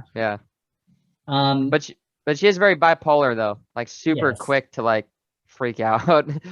Several times. Yes. Gabe, that just might be, you know, a lady when emotions are involved. No, I know. Okay, so yeah, we could talk about Assyria for a minute if you want. I liked how that all played out on Lon Laresh, where her and Malleus get swept out to the outskirts of Lon Laresh, and she has to take over this whole what did they call it? The two like mini kingdoms, right? Echelons, yes. Yeah. Echelons. And then Malleus is just the dumbest motherfucker. And he gets back onto the ship or gets back to Kylo Room or something and just tells everybody about the marriage. And then he's got this big scar on the side of his face. And she's like, "You idiot!" She's just smacking him. Oh my God, what a moron. I'm interested to see how that goes and if they end up actually like falling for each other. I could see that happening just because of their initial hostility towards each other. But right. We'll see. And he's got like her soul in a charm or whatever. Yeah. And so I could see that. Right. That's like a big, like, that's probably going to be like a huge romantic plot line. Like, for years now, I've been carrying your soul in this thing. I protected that'd be really it. Awesome. Yeah, that is super romantic already. So what were some of your favorite characters? Let's burn through some of these characters real quick and talk about some of our favorite points with them. Yeah. So I would, oh, go ahead. You're good. Oh no, you can start. That's fine.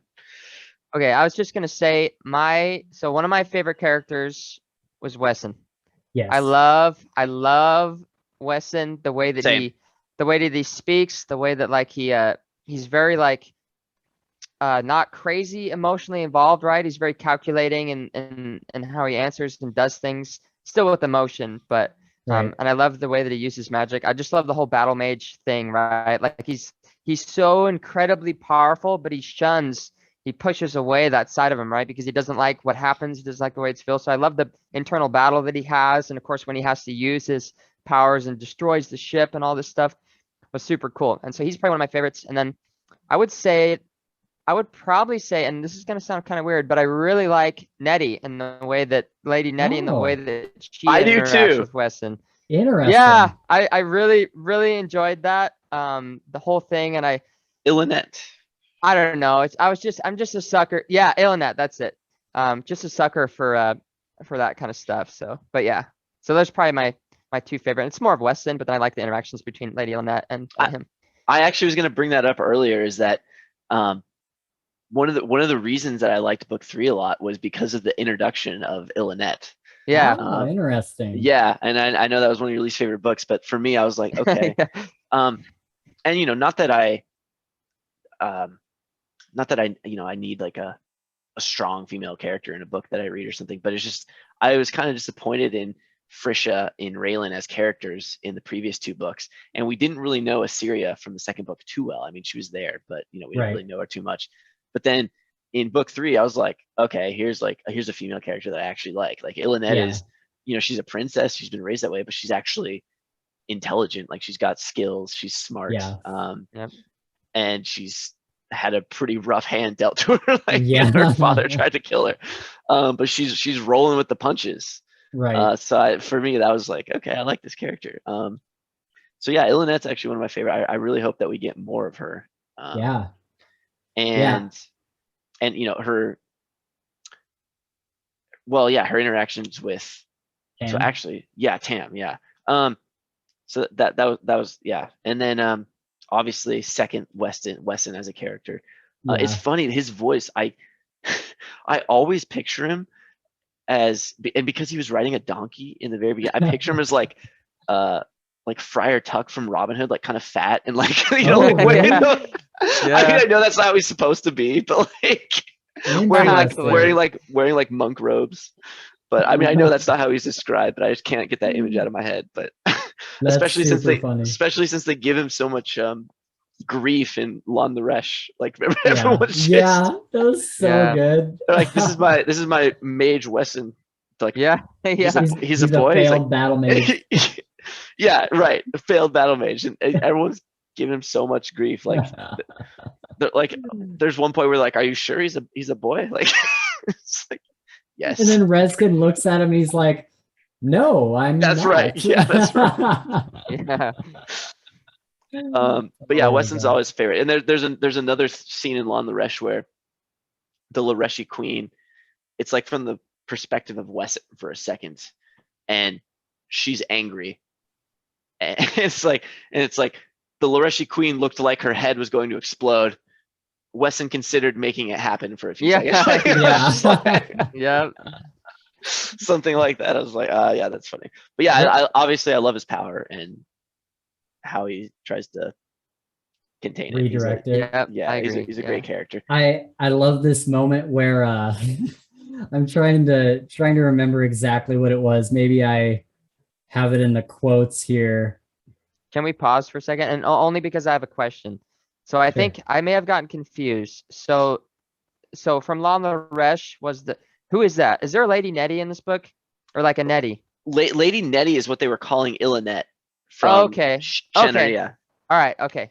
We're good then. I thought I mistake 2 different people, and I was like, dude, I just fucked that up because I was like thinking about that's a different person. I was like, God, that's gonna sound dumb. But okay, we're good.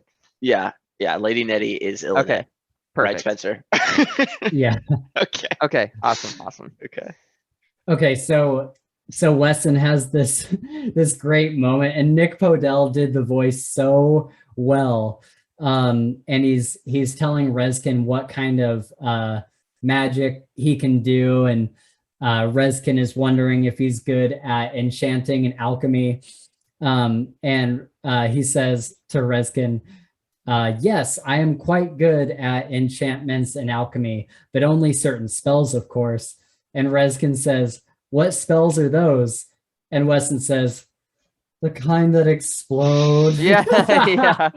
Yep. I remember that. Mhm. Oh my God, that made me laugh It's so hard. sad about it. Yeah. Yeah. Kind that explode. Like, Yeah. There's another. I go love the ahead. voice. I was just gonna say I love the you- voice for Wesson. It Yep. is good. Yeah, it's pretty well done.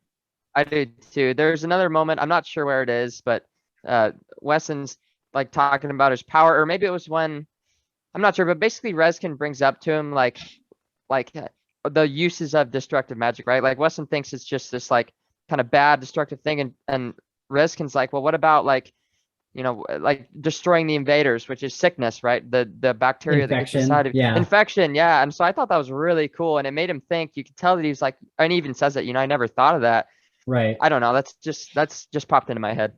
Yeah, there's, you know, that's one thing that Reskin is really good at, because he does the same thing with Tyrion, because Tyrion thinks that his magic is pretty much worthless. Yeah. Yep. And he's like, what if like we're under siege and we need like a garden grown out of nowhere because nobody has food? Yeah. Or what if we're going somewhere and I need a bridge across a chasm? Yeah. You could literally build a bridge with vines. And so he comes up with all these really creative ways to use magic. And then Tyrion takes that advice and makes fruit that will get you drunk. Yeah. Yeah. Yep. The little wine fruit stuff or whatever. Yeah. Yes.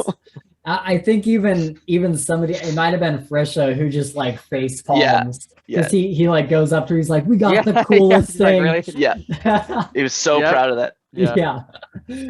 I also love this moment. One of my favorite, most heartfelt moments in the series so far is at the very end of book 4, and Wesson has already like blown up the ship, and he has this like this clay pot that has shattered, and he's got it on this table, and he's like trying to put it back together. Yes. And he's like trying to fix it, and Reskin says, why does it need to be a clay pot? And Wesson's like, what do you mean? And Reskin's like, well, what if we took the pieces, and he like rearranges the pieces into like a star pattern, and it's like this really cool work of art. He's like, why would you not be able to just rearrange the pieces into something new? For sure. And it was just like this really, I wish I had the actual quote, but it was just like this very heartwarming moment with Reskin and Wesson. And Reskin very much understands what Wesson is going through as far as like not wanting to be like this destruction mage. Yeah. But Reskin is pushing him towards being a destructive mage in the right way. For sure. With a different purpose. Right. Yeah. And that's just something I love about their relationship. So a couple of interesting things about Wesson is he's got a muddy and mysterious past. Yes. And so there's this moment where Malcius is talking to him about, Wesson's talking about why he left his hometown. And Malcius says, what exactly did you do? And Wesson says, I am a battle mage, Lord Malcius. Consider uncontrolled destructive magic in the hands of a child. Right. Yeah. I cannot wait. I cannot wait for, I think it's this November or maybe very early next year that A Mage of No Renown comes out, which is the prequel book about Wesson's backstory. Is this going to be a full length book or sort of like a novella short type of thing? I don't think it'll be like a short story, but I don't think it'll be as long as the usual books. Okay. But I think it'll be as close to a full book as you can get. Gotcha. Despite I mean, it's only focused on Wesson and the kind of years That's before cool. he meets Reskin. That's exciting. So I'm looking forward to that. That'll be a day me one too. pickup. Yeah. yeah, for that'll be a day sure. one pickup. And I think my theory is that it's gonna be so in book 2, Tam is, he just had this big fight with Reskin and told him he can't be his friend. And then Tam realizes that it's many reasons, one of them being that he is upset about himself being a killer because he had to kill Right. somebody on the road. Yep. And so Wesson is like, I think I can talk to him. And there's this Yeah. moment in book 2 that we don't get to see. We don't get to see the conversation that takes place. But you see him go up to him and he's like, I want to talk to you. Yes, exactly. And so I think A Mage of No Renown is going to be Wesson telling his story to Tam. That would be cool. That would be And cool. so That makes perfect sense. I think that would be super, super cool. That would be cool. It also in book 2, and I guess some of book 3, it is mentioned like many, many times how incredibly sneaky Wesson is, how nobody really notices him a lot of the time. Like people, even Reskin's a couple times has been like, if I would have been less observant, I would not have known that Wesson was standing there. He says something. Right. Like people forget that he's in the room. And so I'm really interested to see why that is. Because so far when something gets mentioned enough like that, it's definitely a foreshadowing for something in the future. Yep. Also, I'm interested to learn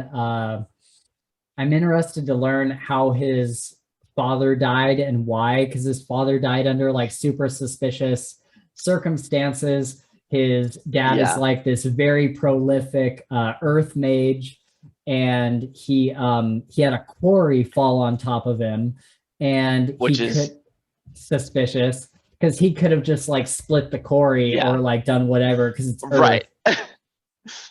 So right. And even Reskin says it to Wesson. He's like, your father is a what do you call it? Like an established earth mage, and he died in a quarry. Yeah. And Wesson being just crushed under rocks. Like right. Yeah. Huh. And Wesson, it says that Wesson kind of gives him this odd look, and he's like, yes. And it's just like kind of hangs there. Yeah. And it's like, okay, there's some sort of mystery here. It's gonna be awesome to learn more about it. What did you guys think about Tyrion's arc? Like I said, he's my favorite character. What did you guys think of him? I loved, he's up there with my favorite characters too.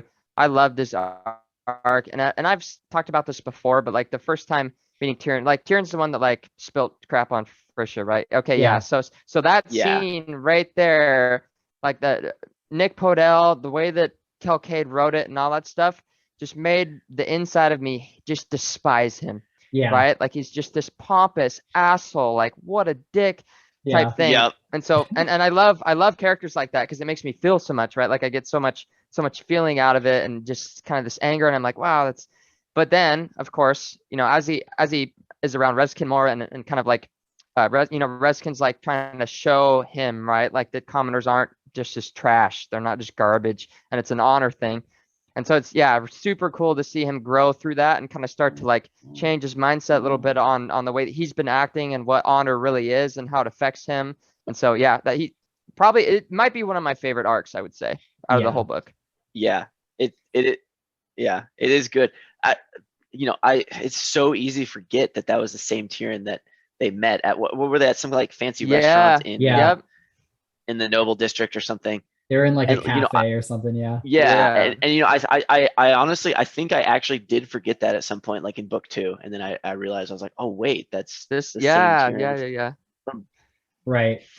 from the previous. And so amazing arc. And I don't know. I liked his life mage abilities.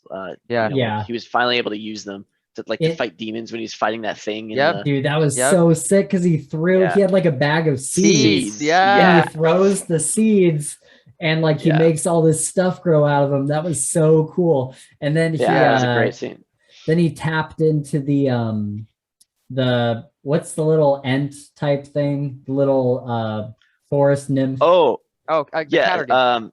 Catergan, yeah. Yep. When the Catergan B, yeah. the Catergan comes in like the form of a snake, like a big forest snake. Yes. And Tyrion taps into him and he's able to use him for a minute. And I thought that was super cool. Yeah. Yeah, Tyrion is just like there's so many good there's so many good moments. There's so many moments where you see him start to understand. You can tell that he's like not stuck in his ways. As soon as he comes on in the second book, Rezkin just being who he is and being like this example to him really makes him want to be more. And then we see at the end of book 4, he says multiple times, he's like, I was a horrible person. Yeah. And now I'm this person and I'm trying to honor my friends and I'm trying to be like the embodiment of a noble. And one of my favorite discussions in book 2 that Tyrion was privy to was Rezkin tells the story of how nobles came to be. And I thought that was one of the most interesting discussions because even though it's in a fantasy book, it can't be that far off from how it happened in real life.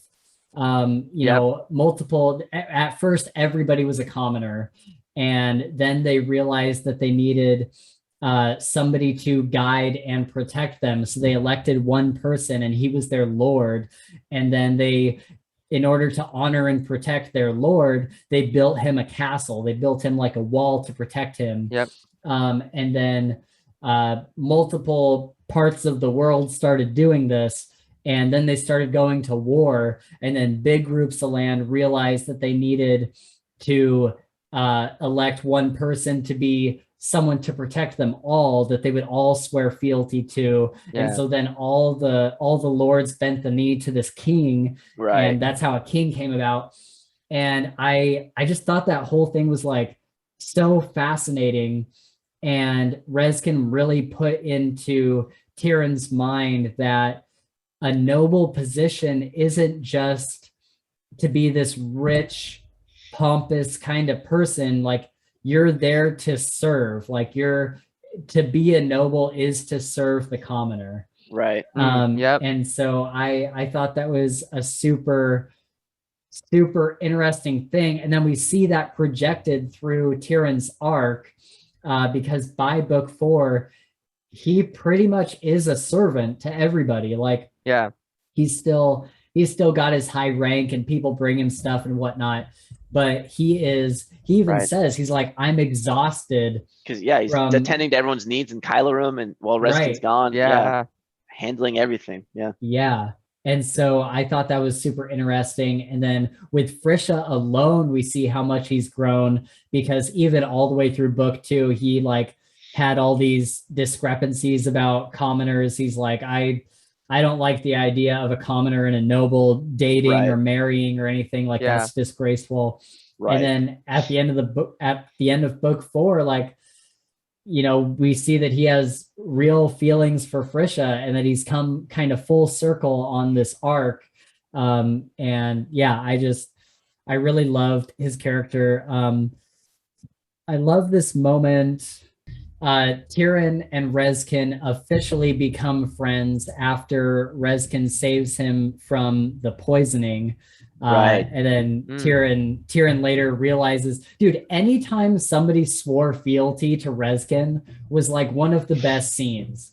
Like Tyrion realizing that Rezkin was the king and like putting it all together in his head, and he's like just got this flow of thought coming out. That was such a good scene. But before that, like Tyrion, they're on the road. Rezkin saves them from this poisoning, and he's like, I think Tyrion says like, I would be so lucky to be considered one of your friends. Yeah, that's exactly what he says. Because he realizes that Rezkin put the entire trip in the second book together for Frisha's benefit. And like even if Frisha wasn't to marry him, like she wanted, or Rezkin wanted Frisha to be able to get in good with the nobles. And so Tyrion was like, I would be so lucky to be considered your friend. And Rezkin has kind of this inner monologue, like, I don't know if I can like actually declare somebody friend, but to hell with it. And he just kind of gives this nod to Tyrion. I just loved that moment. Yep. But then another moment with Tyrion and Malseus, Tam finally truly becomes friends with the nobles, because remember the moment where Tyrion, like the striker was telling Tyrion to be friends with Tam? Yes. And Tyrion's like, Tam, you are now my friend. Like, we will dine together tonight. Yes. It's like, okay. Yeah. I like that whole moment was just like, Tyrion is trying, but he's trying for the wrong reasons. And also like he just doesn't get it, like often like Rezkin doesn't get it. But there's this moment, there's like this defining moment later in, I think, book 4, or maybe it was book 3. Tam finally truly becomes friends with the nobles after accidentally hitting Malseus. Tam is horrified and apologizes, but Malseus is laughing, and Tam says, why are you doing this to me? Like, why would you help me? And Tyrion drops the mic with finally coming around and saying, protect and honor your friends, Tam. It is rule 1, King's orders. And I'm like, man, that was and that's how the chapter ends. And I'm like, that was such a great moment, because that was during the time where they're all trying to help him get with Nettie. Yes, I loved that whole scene. Yeah, yes. That was great. And so Tam's like, why would you help me? I'm just a commoner. And Tyrion's just like, protect and honor your friends, Tam. It's rule 1. Yeah, I'm come like, on. Rule 1, Tam. Come on. That's so good. So good. All right, unless, I mean, we could talk about Tam, but it's Tam. I mean, he's just he's a great friend. I loved his swearing fealty to Rezkin. That was one of the most heartfelt swearing of fealty. He was like, whenever we were in public, I will always take your side. I will always honor you. And I will always it almost felt like wedding vows. And it was just very pure and from the heart. And I loved it very much. And Striker Kai even says as much. He's like, that's the most heartfelt fealty I've ever heard. Yes. And so I love his relationship with Rezkin, especially as it gets into like the 3rd book and he's like really clued in on everything. And he's just like Rezkin's right-hand man, and he's going around. He's kind of the new big important person. Yeah, his apprentice, right? He's Rezkin's apprentice. Training him. Yeah. Dude, his fate in book 4. Oh my god. I know. Really horrible. Yeah. That has me so twisted up. I want to read book 5 for no other reason than to find out what happens to Tam. Yes. Oh my god. What do you guys think is going to happen to him? Well, so my hope, and again, I'm not very good with these theories and foreshadowing. I can kind of think them up a little bit, but my hope is that somehow, because Rezkin gets taken right at the end. So how can Rezkin gets hit? See, so that was going to be my thing. My hope is that Rezkin, like in the future, like can escape or whatever, and like realize like I need to go save Tam, right? And then go on this mission to save him. But again, I'm not very super committed to that one, because I really don't know what's going to happen. But it's just a hope, I guess. We'll see. What do you think, Chris? I mean, Tam's going to have to use the skills that Rezkin's taught him to get himself out of it. Yeah, that's good. And the funny thing about Tam is, he told Reskin, I think in the third book, he was like, "You're not taking me on adventures like you said you were going to." And he's got his own adventure now. Like he really is adventure, yes. in the thick of it. Like he's doing everything that he wanted to do. And it's not living up to his expectations. And I think that yes, he's either going to use the skills that he's been given and find a way out of it, or Conovan is going to go get him, and Tam is going to go train under Conovan. And we also have to remember that Tam's got this magical that's what I was just hole in his head. Yeah. Yep. That could kill him. I mean, that was one of the main reasons why Reskin said, unless he found a healer, he said he's already dead because right. We did something to him. Yeah. Yep. Yeah. So it's pretty messed up, and I'm wondering if Tam is going to come out of it in a seriously bad shape. Like, yeah, it's already taken an effect on his head. I don't know how reversible it's going to be. We'll see. Let's see. Do we want to talk about the magic system at all? What did you guys think of the magic in this book? I really, really enjoyed the magic system. And I think probably my favorite part, and this is where like Kel Kade can kind of describe it, is when, Weston's donkey breaks her leg, right? And Raylan, he explains to Raylan like what the Vinmara is, what the well is, and how you get it out, and how you have to shut it, because if it keeps open for too long, it'll make you really sick and this and that.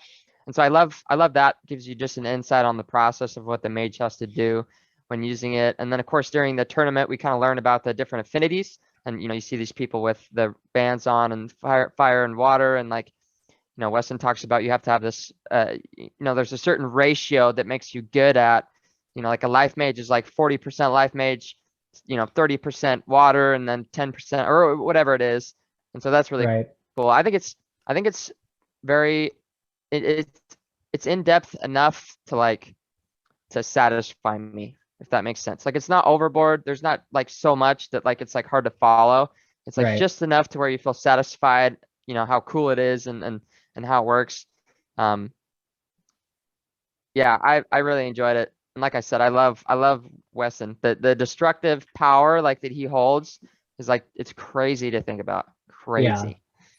And I love how he is kind of our way into the magical world. Like, he is always the one explaining how magic works, how he can create a barrier of destructive magic to make sound bounce off of it, and stuff like that. And so he's always kind of the person telling us about, he's like the Bob from the Dresden Files. Like, he's the one telling us how all this stuff works. Yeah, he's a vehicle for all that info, for sure. Yeah, you brought up some good points, Gabe, and some things that I liked about it. For me, I don't know. I always think of what's one of the Brandon Sanderson's rules for magic in fantasy is that, hey, good point. Make it so that the reader understands how it works. And for this, I felt like that was a little bit lacking. Like, as you get through it, you start to understand more. But I never know what to expect, because things start getting things keep getting introduced, and it's like, oh, well, here's how this works. But then it's like, oh, wait, it actually works like this because there's more to it than you thought initially. Yeah. And that could be a good thing or a bad thing depending on your perspective. But sure. I'll just say I haven't enjoyed this magic system as much as I did say like Mistborn, where it's like very clear cut. I mean, Mistborn's great. You got like a matrix, like a magical matrix or table of like how these things match up. But and it's just personal preference. For this one, I didn't enjoy as much as kind of how it was sort of nebulous. You didn't really know what people were capable of, especially when Reskin is just shrugging spells off. I was like, how? Why? How? I totally agree with that. But overall, like Gabe said, it's like enough to keep me interested. It's like it's cool. And I love Weston's explanations. And it's, you're gaining more insight into it. So for sure. Yeah, I think mostly what I love about the magic is just Wesson and how he kind of like just the things, just like the creative ways that he is able to use his magic, because each mage is kind of pigeonholed into this one thing they can do. Yeah. And there really is no branching out from that. Like in the Dresden Files, you could study under any type of magic and become proficient in it. But this one, like, you are genetically only capable of so much. Yeah. And so it's really interesting to see, Wesson has already used his spells in some not necessarily destructive ways. Right. Yep. And so it's interesting to see how they get around some of the boundaries. Like Sanderson says, limitations are cooler than infinite power. And this book very much does follow one of his, I don't know if it's one of his rules, but one of the things he says is like, go for awesome above all else. Yeah. And so like, that's true. The magic is like, it's flashy and it's fun and it's in your face and destructive and doing cool things like the seeds and the vines and stuff. Like, it's enough to keep me interested. I can't wait to see how Rezkin's magic works, because he is obviously magical in some way. Like he's he's obviously an elf. He's obviously like derived from the elven race, right? Is he obviously an elf? I was gonna say I don't know. I think it straight up mentions it a couple times, because the Cadogan tells him that he's either similar to the Elvenon, because he tells him, you're no feeble mage, you have power derived from another age. And then what are those the shades call him Shial Realers. Yeah. That elven language was something else. When I heard that, I had to like go back and be like, what the heck? I'm like, exactly. I'm like, I wonder how any of this is spelled. Like, I see you even trying to write me in the notes. I don't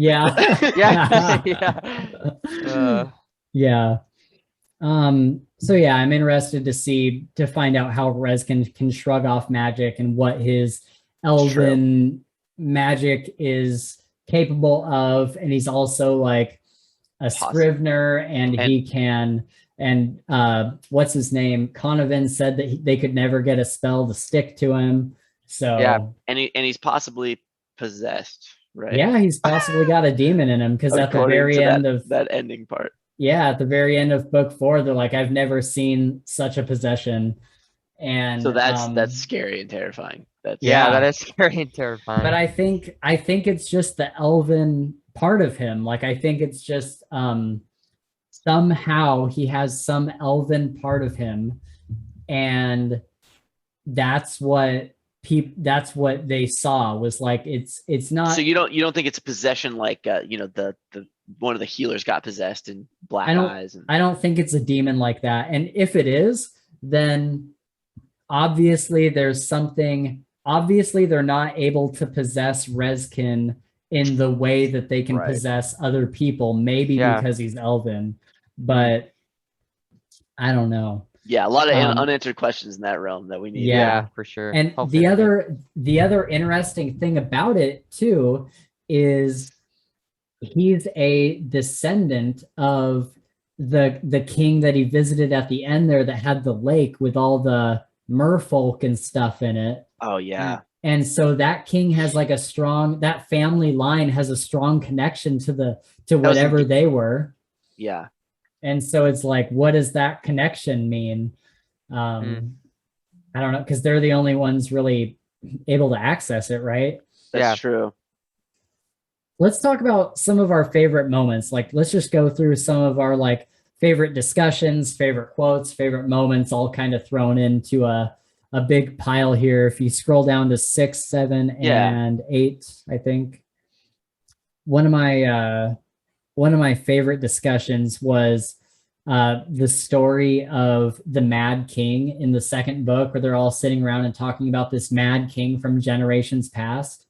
And it was kind of this first glimpse that we get, because we don't know that Kadean is crazy yet, really. Yeah, right. And so it was kind of like this first foreshadowing of what's to come with Kadean. And it kind of just like sets the foundation for this whole thing. And that's how Rezkin is able to lead into talking about the true king as this person who's aside from him. And then when Kai comes in, they really start talking about it. But I loved the parallels there. I thought it was very, very excellent foreshadowing.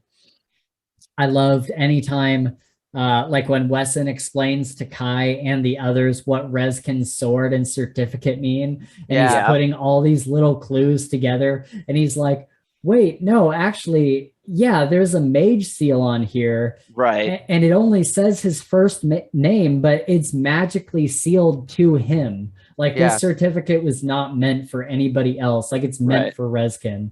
And like he's able to confirm so many different things and theories. And I just love the way they kind of figured it all out, putting the pieces together. And just that having a mage there was like the final piece to figure it all out, because he had to be able to read the certificate. Yep. I've got a favorite moment. And it is when we meet Striker Kai. And it's that the whole situation with the magistrate and the mayor, right? Like Rezkin, my question I have is, how did Rezkin notice so fast he was a striker? But that wasn't really explained. Not that much. He knew. Oh, the tattoo? Okay. Yeah, then it was explained. And so I just really enjoyed, first of all, another feeling like I hated the magistrate, right? Like I fucking just wanted to stab that dude. Right. Like so bad. And so I like stuff like that. But then that whole, the whole section, right, with where he interrogates Kai and is figuring stuff out, and then he also like has to, how am I going to deal with this magistrate and mayor? And he sneaks up on him and listens to them, like basically plotting murder and this and that and all this lies. And then that was he basically beats both of them to death with only his fists, and then makes it look like they killed each other. Asking them to stand in certain positions, right? Yes, like getting blood on certain areas, and it's like, dude, that's like vicious. You sit there. Yeah, that's vicious. Oh my god, dude, that was brutal. Yeah, that was the most brutal scene in these books. I was like, I was so surprised when it came, because we've seen him like take over the Thieves Guild and do some other brutal stuff, but this is like, you guys are helpless right now. Yeah. And you have to be completely complicit in your own murder. Yeah. Like holy shit. Like it's crazy. And he tells the mayor, he's like, if you can land one hit on my face, I'll let you go. I'll let you live. Right. Just fucking with him. And the guy's like, do you expect us to like just stand here and let you do your thing? He's like, no, actually, I'm hoping you fight back so it looks like you guys killed each other. And then the guy like hits him, and he pulls up his like van brace, and he breaks his hand on the van brace. And he's like, oh good, that'll look like he hit the other guy. And I'm just like, dude, this was like some serial killer shit. For real, dude. Very well thought out. That was a brutal moment. And I don't know why. Maybe it's just because we've watched like so much Dexter together and stuff, Chris. But when I read it, I was like, I bet Chris will like this scene. I did, yes. That was a great scene. Yeah, really enjoyable. That whole I did not like Kai in the second book. Neither did I. I think he comes around in the third and fourth books, but I did kind of enjoy that whole time on the island where he is trying to figure everything out, and he's bringing Kai up to his room. He has to convince Raylan to heal somebody for the second time, and Frisha thinks that he's having some woman in his room. Because she's crazy. She's a little nuts. All the strikers are pretty solid. I like the strikers. Even Farson's coming around. My favorite is Shazar, and it might be because Nick Padel kind of does like an Australian accent or something. Yes, totally. I don't know. I like Shazar for some reason. I very much like Shazar. Farson is coming around. That's an interesting question. I wonder if, because he is a master of deception, and so it's hard to know if he is making people like trying to make people feel like he is warming up to Rezkin or if he actually is. Yeah. But it is possible that deep down he does see Rezkin as a type of son and, you know, wants to help him and be like that father figure. And I really want them to be good with each other. But I don't know, So do I. man. I hope that we get a really good story arc there. For sure. Yeah, I think it's just going to be hard for Farson to trust him after what he saw basically in the fort. For sure. I mean, because you know he's just going to always harbor that suspicion, no matter how long Rezkin proves himself for. I feel like, but I don't know. We'll see. Also, was it ever explained why Farson didn't really have more answers when he fled the fort? Because it was the whole thing was that basically the strikers were told to show up, and then the two masters were like, "Rezkin, kill all the strikers," and that was all the strikers knew, right? Yeah. Okay. Because that was always a question. Is like I thought there was going to be closure to some extent when Rezkin and Farson finally reunited. Yeah, and then it's just like, no, there's more questions. It's like, oh man.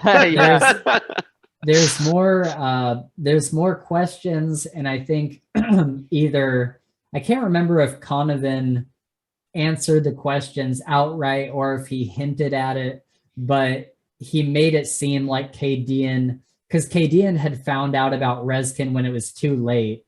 And so I think what happened was Kadean had ordered the masters to do this, and the masters couldn't turn him down because they worked for the king.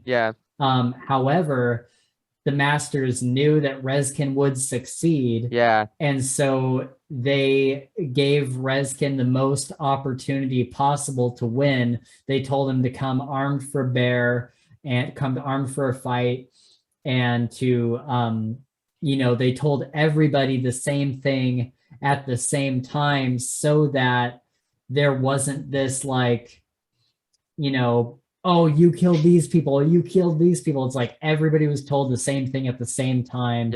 In order for there to be no blame put on any one person. Right. And I feel like Conovan kind of wraps a lot of that up, but there definitely is still mystery in it. Namely, why were the two masters fighting each other? That's what I was going to ask, is why they fight each other. Sure. Yeah. And I think the couple theories that I have is, or the theory that I have is that they didn't want anybody else to know about Rezkin. Like they wanted to be able to set him free, possibly. And so they killed each other so that they couldn't be like tortured and questioned and stuff. I think that was part of it. Either that or they had a disagreement, because remember, the two masters were very different. One was a little bit more caring and one was very harsh. One would tell Rezkin why he needed to kill people, and the other would just tell him to kill people. And so I wonder if they had a disagreement on, who, like what they should do with Rezkin. And so they decided to just fight to the death, and they both kill each other because they're both sword masters. So there's a lot of questions with that, but my main theory is that they didn't want any more information to get out than was already going to get out, and so they decided to kill each other. Gotcha. But remember, sorry, go ahead. No, I was just gonna say maybe they were aware of Kadean's insanity, and that's why they protected that information, right? Like exactly. Like they're like he has to have the ultimate chance to be able to destroy this king. Exactly, because we see just by giving him the swords, it's obviously acknowledging the true purpose of the res as far as killing the old crazy king. And so just him having those swords, and let alone the name for the swords, Kingslayer and whatever the other one was, Blade Sunder. Just the name alone is proof that his job is to kill this king. For sure. But no other res was given swords like they were. And so it's kind of interesting. They definitely knew. They definitely knew what he was meant to do. But remember also, there is a third master who went off, because originally it said there was 3, and I can't remember where the third went, but the third went somewhere else to train somebody else or to do something else. And I wonder if that third master was Wesson's teacher. Interesting. Yeah. Okay, that is interesting. Like he was a mage or something. The third master was a mage, and then Yeah. that would be really wow. Yeah, that would be nuts. Because both of these masters were sword masters. Right. Third one's a but mage. They knew that Rezkin didn't have any innate magical power. Like he couldn't create a spell. So there's no reason for this mage master to come in. So they sent him out to this other person who might have been Wesson to train him. That's a theory. Yeah. Okay, so another a favorite quote of mine is, if you Rezkin is talking to Raylan, and he's saying, or she's talking about how she needs to prove herself to the army or whoever, and he says, if you live your life only seeking the approval of others, you will live no life at all. You will indubitably fail. For if that person cannot appreciate you for who you are, then he or she will never appreciate you at all. You'll always be trying to prove yourself, and it will never be enough. And I'm like, wow, that is like a really, really deep, really good quote, just about like self-image and stuff like that. Like, absolutely. I really like that. He has another quote with Tam, I think, yes, where Tam is going back to what I was saying earlier. Tam is like, why aren't you taking me on adventures? Like, and Rezkin's like, you've been on an adventure. Like, this whole thing has been an adventure. Like, you killed bandits with me. You went on the ship with me and sailed all across the kingdom to a tournament you probably would have never been to. Right. And Rezkin says, the greatest adventures often start with a simple task and rarely seem so great when you are doing them.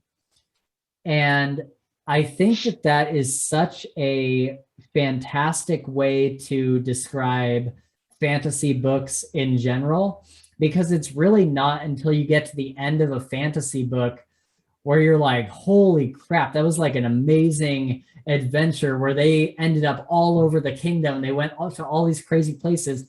It's especially true for Lord of the Rings and the Kingkiller Chronicles, because as you're reading the Kingkiller Chronicles, if you looked at it just chapter by chapter, you would be like, oh, the main character is just doing like these mundane tasks.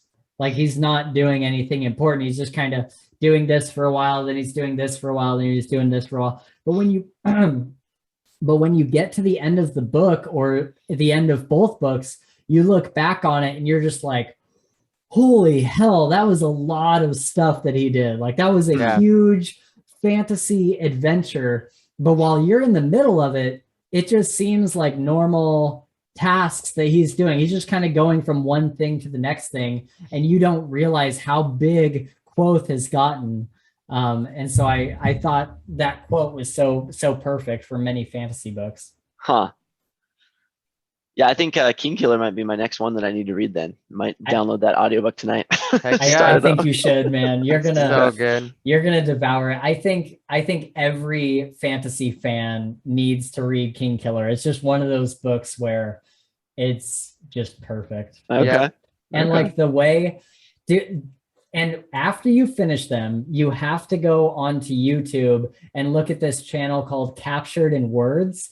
And they break down all these theories, because there is like hundreds of theories about this book. Oh, wow. And the way that things interconnect is absolutely mind blowing. Like there's like little poems and stuff that are, mentioned throughout the book, and like it reads the poem. Yeah. And it turns out that poem is like it's like a real thing, and it's like a way bigger part of the universe.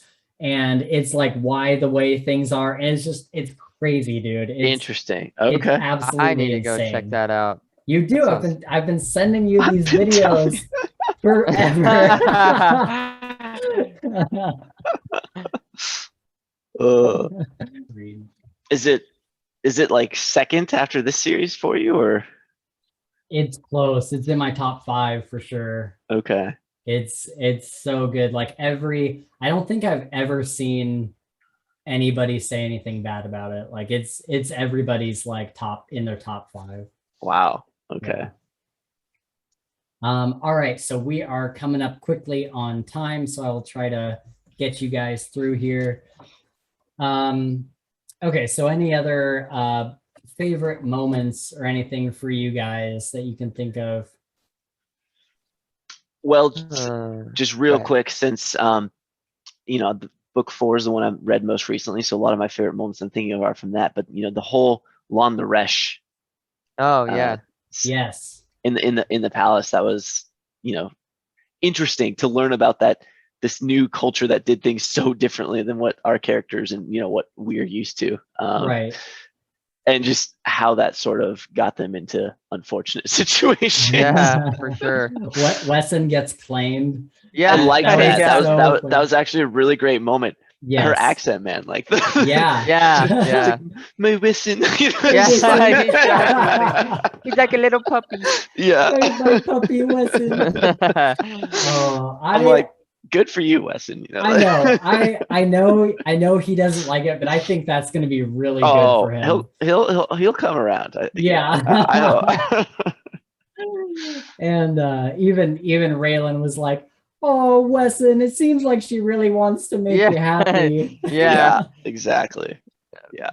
Oh my God. Yeah, I love that part. And even my favorite part about that was Rezkin is like up on the stage going back into like the royal quarters, and he's just like laughing. And the girl Solus, or what's her name? that sounds right, I think. I forget, but she's like, I want Wesson because he's like not dangerous. Like he's not like some of these other like really rough men. And Rezkin goes back into the room, and he's like, the queen or whatever is like all upset, and he says, "Sit down, wife." he's like, Wesson is the most dangerous person in that entire room. Yeah. Like he could literally level this palace. Yeah, he could level this palace. And then she starts laughing, and she's like, "Oh my God." And so I love that moment so much. But I also really loved all the political maneuverings, because we get a little bit of political intrigue in some of the earlier books, but this one by far had the most kind of political maneuverings when Rezkin is outside watching two guys duel, and then Assyria takes one of their places, right, and he's explaining to the other guard what this is doing politically. It's like, holy shit. I know. I just had to take his word for it, because I know. I couldn't even. It's like, all right, it makes sense. Yeah. Like, it sounds good to me. Oh my God. Yeah. Yeah. And I was really worried that it was going to become, I don't know, I hope nobody takes this the wrong way, but like, I was really worried that like Lon the Resh was going to become like this hyper feminist kind of section of the book, but it really didn't. It was actually really interesting to see how this other culture kind of does the same thing that Ashai does, but like very backwards. Yeah, just reverse the gender roles. And Right. And it was super interesting. It's like, it's both like every man's nightmare, but every man's dream kind of thing. Yeah. Like, cause you can just like get claimed and like by like beautiful women, like every woman there is like gorgeous.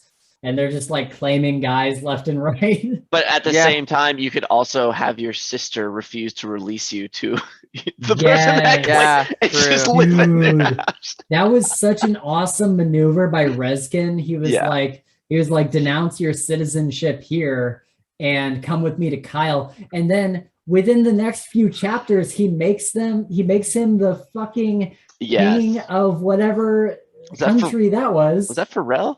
It might have been Pharrell. Yeah.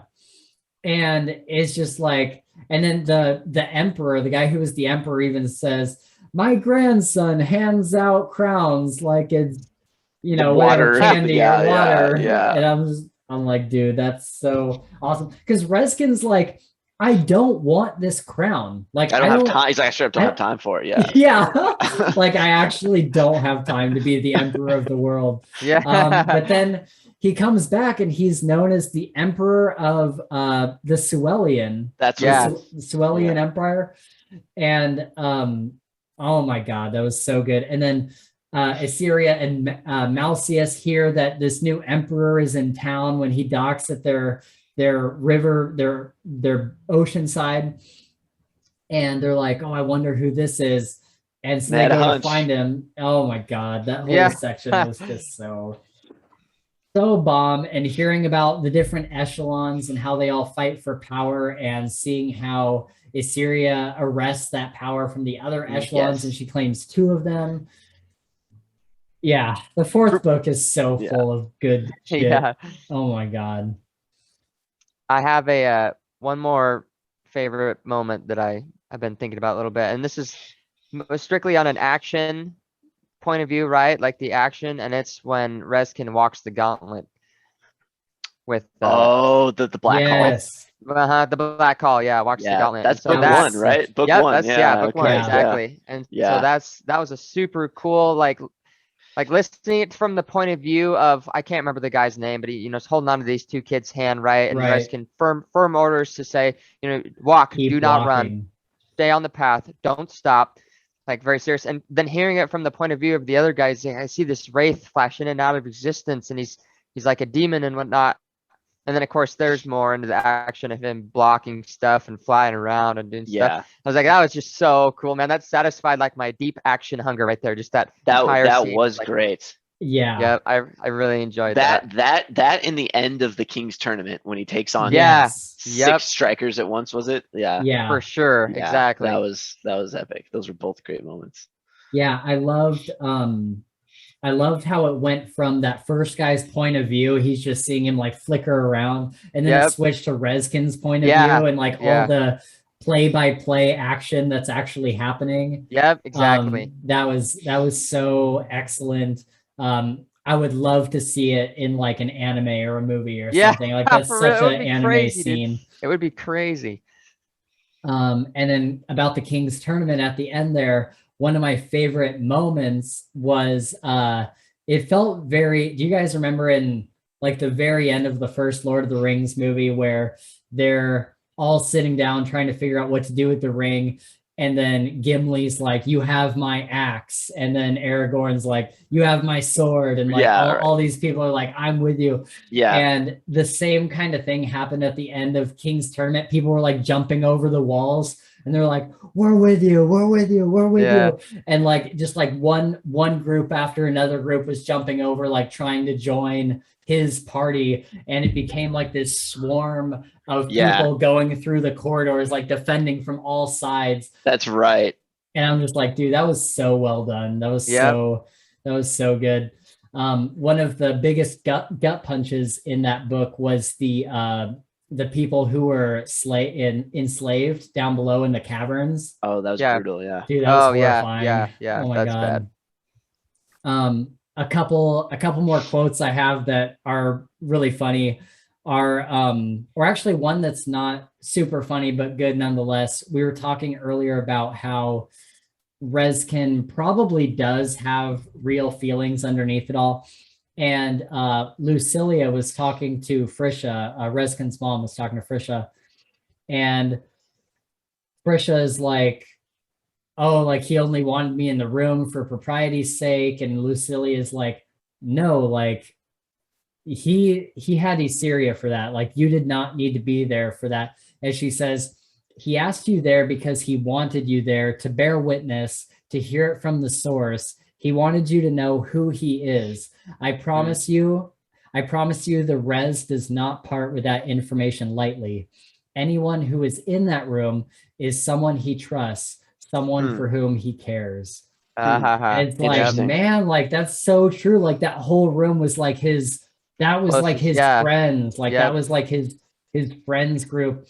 And he wanted them, he knew who Conovan was. He had a hunch about who Lucilia was. And he didn't know that she was his mom.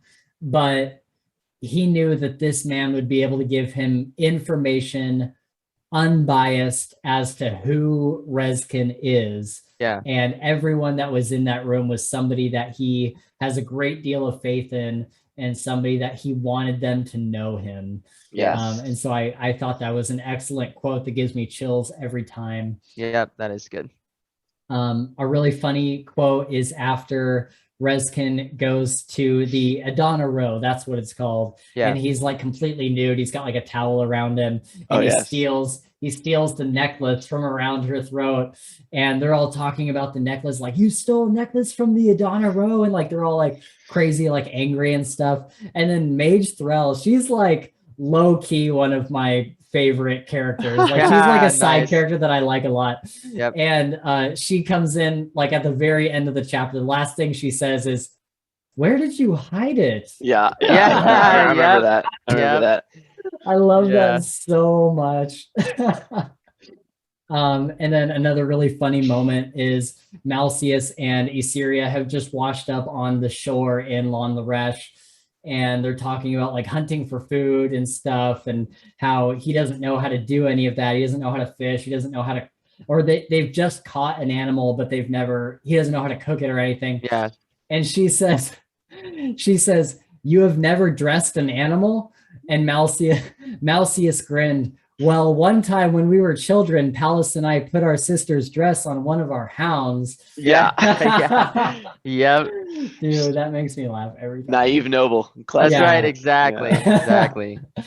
And then, of course, happiness looks good on you, Frisha. That's one of there is 2 times in this series, maybe 3, where I like legitimately tear up, because for the most part, this series, it evokes a lot of emotions, but none of them are especially sad ones. Yeah. But happiness looks good on you, Frisha, is always a gut punch that makes me tear up.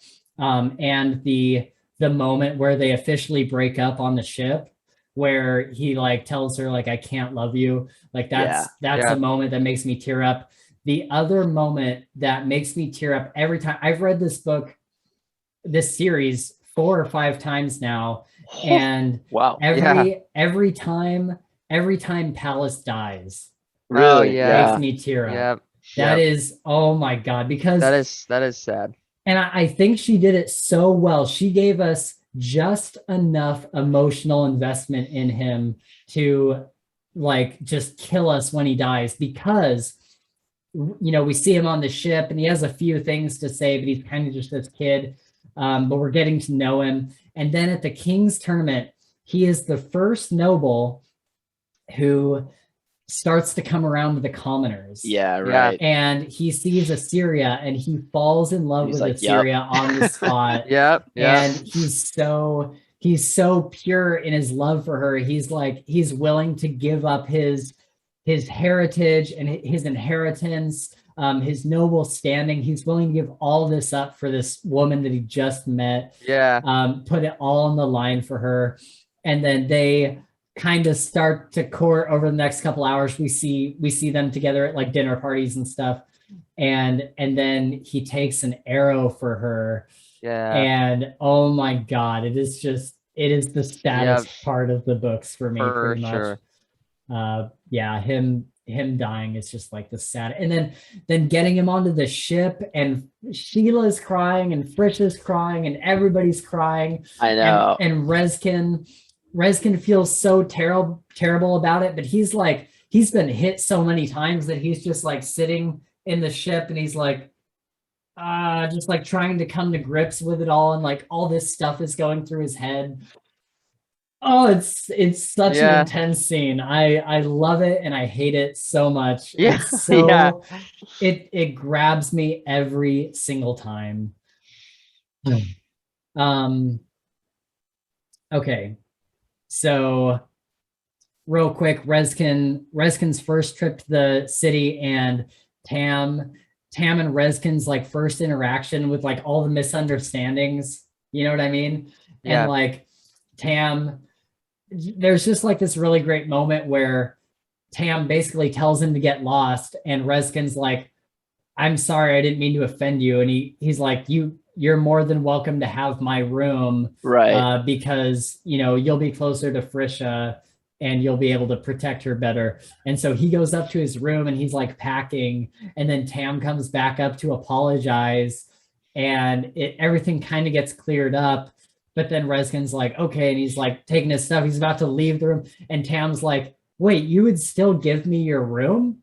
And Yeah. Reskin's like, "Of course, I told you I would, like, protect and honor your friends." And it just kind of it creates this moment that's like a standard for the rest of the series. And that's like a really like standout moment to me. For sure. And then just like all the misunderstandings between them, like when Reskin threatens the harbor master, Yeah. and he's Like, telling him, "I why were you love," so mean to him? yeah, like, "Why are you Yeah. so mean to the harbor master?" And he's like, "What we just paid is slightly more than what the king pays for his soldiers," or something Yeah. like that. And Yeah. like really breaks it down Yeah. to him. And so I love that. Um, let's see. Okay, so we've covered most of these, but Tam tells Reskin that he can't be his friend. Kai then corners him and berates him, and then Tam talks to Frisha, who tells him why the world needs executioners. Wesson Yeah. talks to him, presumably confiding in him about his own dark deeds. Malcius talks to him and tells Yeah. him the differences socially between nobles and commoners, and what to do when you are friends with someone above your station. And this scene really made me like Malcius. Like, this Yeah. was the scene where I was like, Malcius is awesome. Yep. And then finally Tam talks to Reskin and pledges a most sincere fealty. Yeah. Yes. You guys have any thoughts on like this chain of events? Like, I just really liked this whole situation of Tam having like this violent reaction to what Reskin says, and then slowly but surely like coming to grips with why he's actually upset. Yeah. No, I totally agree. I like, and again, this is just going off what you said. I like how so many people came into play to make Tam realize, like kind of not what he did, but like how he felt and why what he felt was like kind of construed a little bit. Right. And yeah, I mean, it was a great scene. We've already said most of it, but that's what I noticed.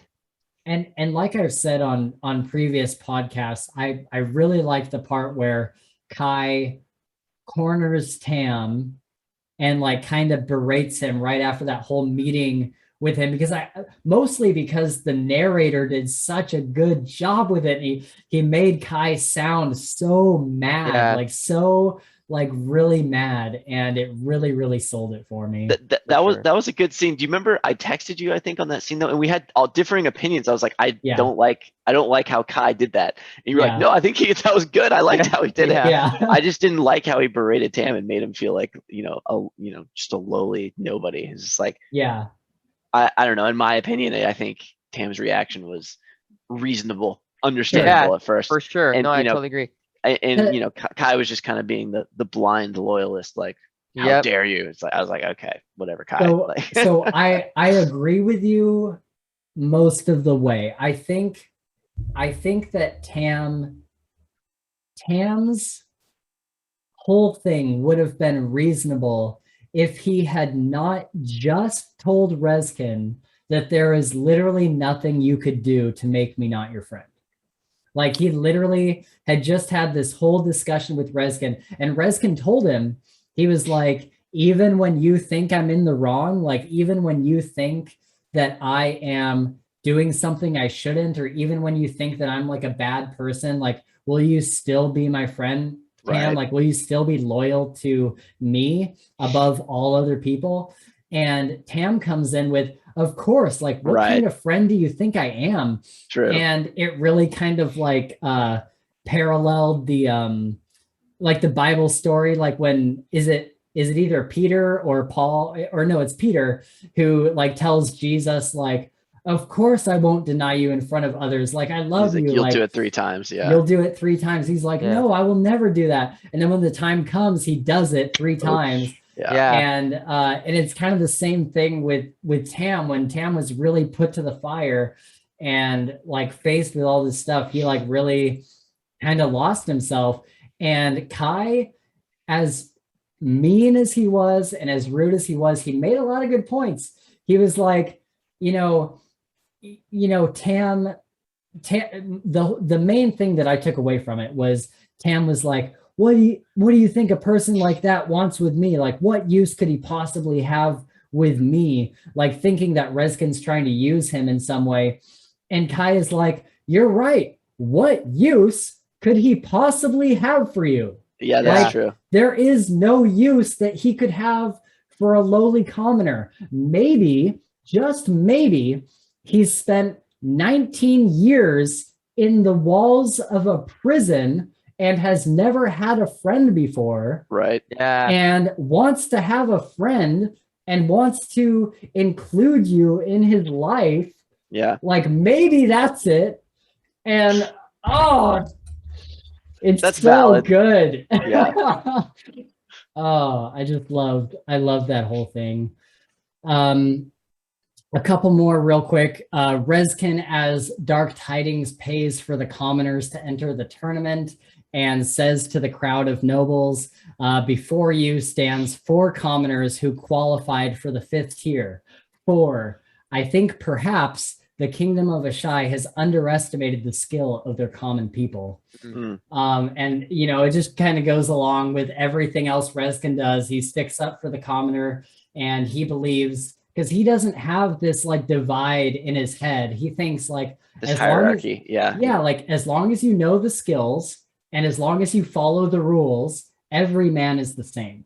Right. And so it just kind of goes along with his character. Rezkin at the end of the tournament, near the end of the tournament, he does his first official execution as Dark Tidings and kills the Sandman. That was great. Dude. Yeah, so deserved, but so deserved. And he says, you have been judged and found guilty. Bring Ide to thee, King's Dark Tidings. Yeah. And then just severs his head. Oh, it was so fantastic. Yeah. What did everyone think of the big reveal in book 4? I know on my first read through, it was super surprising. When you got to it, Chris, what were your thoughts where Conovan and Lucilia came into the room? Well, I think I kind of told you that, you're sort of led along this, you're sort of led towards the conclusion with breadcrumbs, so if I would have found out immediately after book 1, I would have been like, whoa, what? But when I finally got to it, it all just kind of made sense. Like it fell into place. Like it was, it wasn't disappointing in any way. It was still like cool, but I was just like, this makes sense. I mean, I understand. What about Lucilia, like being his mom, like her coming in and like finally getting that confirmed? That was unexpected. Yeah. Yeah. That was, I guess, him being a 3rd son was, because we were kind of unsure about that, I think. Yeah. So because we had kind of figured out that he was in some relation to Tyrion, but we didn't know that he we had no idea that the Rez was this 3rd son of the king that was in secret. That was surprising. Yeah. Yeah. And then also he's a scrivener and explains why he's able to learn things so well. Right. That helped. But yeah, did we all expected him to be the Rez, right? Like right from the beginning, we all kind of assumed he was the Rez. Well, the second that Tam shares the story, right, and whatnot, I definitely knew then that's what that was. Just wasn't sure how or in what capacity. What that meant exactly. Right. or like why, or like if every res is trained in the way that he was, or like why he was different. Like there was a lot of kind of things that we weren't quite getting. But I think that there was a very good gradual progression. And that's one of my favorite things about this book. And we can go into some of our favorite things about the books in general if we want. That we get such a steady drip feed of information through all 4 books. Like there's never a moment there's never a moment where we're really waiting on new information, because there's not like these long periods of lag and then something gets revealed. It's kind of like very steadily throughout each book we're learning something new. Even in the second book, like first we learned like what having the swords means, and then we learned that it might mean that he's king, and then it means that he's definitely some sort of king, and then we learn that he's related to Tyrion in some way, so he might be royalty. And so it's all these things that get very interspersed very evenly throughout the whole series that I really appreciated about it. Yeah, what are your guys's like final thoughts on just the whole series? Like what not like necessarily favorite moments, but just like favorite things about the series or the narrator or anything like that? Sure. This is definitely one of those series that gets better as it goes on, I think, in my opinion. Like, I had initially said that I struggled with it at first. I was like, is this book really for me? But then, as you get near the end of book 1, it really takes off and it gets, in my opinion, just better. It was the kind of series that I found myself really looking forward to listening to. When I finished book 4, the first few nights I was kind of just like, oh, what do I do?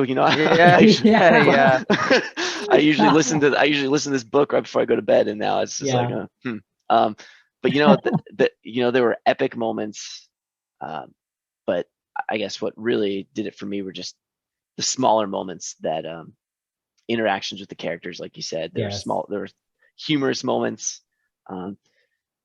Speaking to the narrator was fantastic, and I think Kel Kade as a writer, I think, got better over the course of these books too. I think my enjoyment of the books was directly related to that, just the way she fleshed out characters as the series continued. Overall, recommended. Yes. All right. Do you think will you read the next one as soon as it comes out? Of course. Yeah. Of course. Okay. Yeah. I mean, I'm hooked at this point. I mean, yeah. Okay. So I was worried going into this because the last I didn't want to ask you because I wanted to save it for the podcast, but the last thing I had really heard of an opinion about this series from you was that you weren't that into it. So I was worried going into this that you were like, it was all right. But I'm glad to hear that you got hooked and are excited about it. Yeah. Because this is probably like if Dresden Files is number 1, this series is number 2 for me. Wow. Yeah, for sure. What are your kind of final thoughts, Gabe, as we close out here? Man, go ahead. I was just gonna say, what are your like final impressions? Anything you want to say about the book, or author, narrator, whatever? Yep. Well, what Chris just said was so well said. Like almost everything that he said, I completely wholeheartedly agree with. First of all, like Nick Podell, I mean, it's like unbelievable. Like it's hard to believe that this one dude doing this thing, right? Like the voices are so incredible. The way that he does female voices is so good, and every character has like its own personality, right? In the sense of their voice and how they sound and their mannerisms and this and that. So I love that. I totally agree that as it goes on, the books get better in the sense of the writing style and the vehicles that are used to kind of portray information and to get more into your mind, I guess, about what's going on. And again, like I'm a sucker for the Ultimate Warrior type skills, thing and whatnot, and seeing how he struggles in day to days is for me was a big like point of this book, right? Like seeing like these two different, both of his worlds. Well, so his old world, which is all he knew, colliding with this new, the Outworlders, how Reskin says it. Right. And so yeah, again, Chris said it all, and it's an awesome book. Recommend. Yes. Yeah, I think man, I really hope that the next books really stay consistent and they keep getting good. I keep getting better. I have so many questions, and they're all so just like perfect. Like so many questions have been answered, but because they've been answered, it leaves you with more questions. Yeah, for sure. And I think that is a sign of a very good book, very good series. I'm so excited to see where this series goes. And at this point, you know, I've mentioned that whenever I read Dresden Files, it very much feels like coming home. And on this last reread, that's exactly how this series felt for me. Like I already, like there was new things that I was discovering, but I'm so familiar with the story that I was able to like get really, really deep with it and get really into it. And I think that's a sign of a good series as well, a series that you can reread over and over again and always pick up new things. Like Chris, I think if you were to reread this series again, there would be so many like little things you would pick up on. Same with King Killer. That's definitely a series for rereads. Yeah. Okay. But yeah, I just really love these books, and I have not been this like fascinated with a series since Dresden Files. Like I said, when I first read it, I instantly bought all 4 books because I'm like, I know the series was like tailor made for me. Yeah. So yeah. All right. Well, thank you guys so much for doing this podcast tonight. Of course. That about wraps us up there. Thank you so much, everyone, for watching or listening on Spotify and Google Podcasts. Stay tuned for updates on our next podcast book discussion. If you're following along with us book by book, I would definitely read We Men of Ash and Shadow by H.L. Tinsley and the first book in the Lightbringer saga by Brent Weeks to be able to join us on our next book discussions. Remember that you can follow us on Twitter for updates to our reading schedule. Just look up Fantasy Files Podcast or @Files Fantasy and hit that follow button. Also, don't forget to like and subscribe here on YouTube and do whatever you do on the other listening platforms. Yeah, guys, until next time, protect and honor your friends. It's rule 1.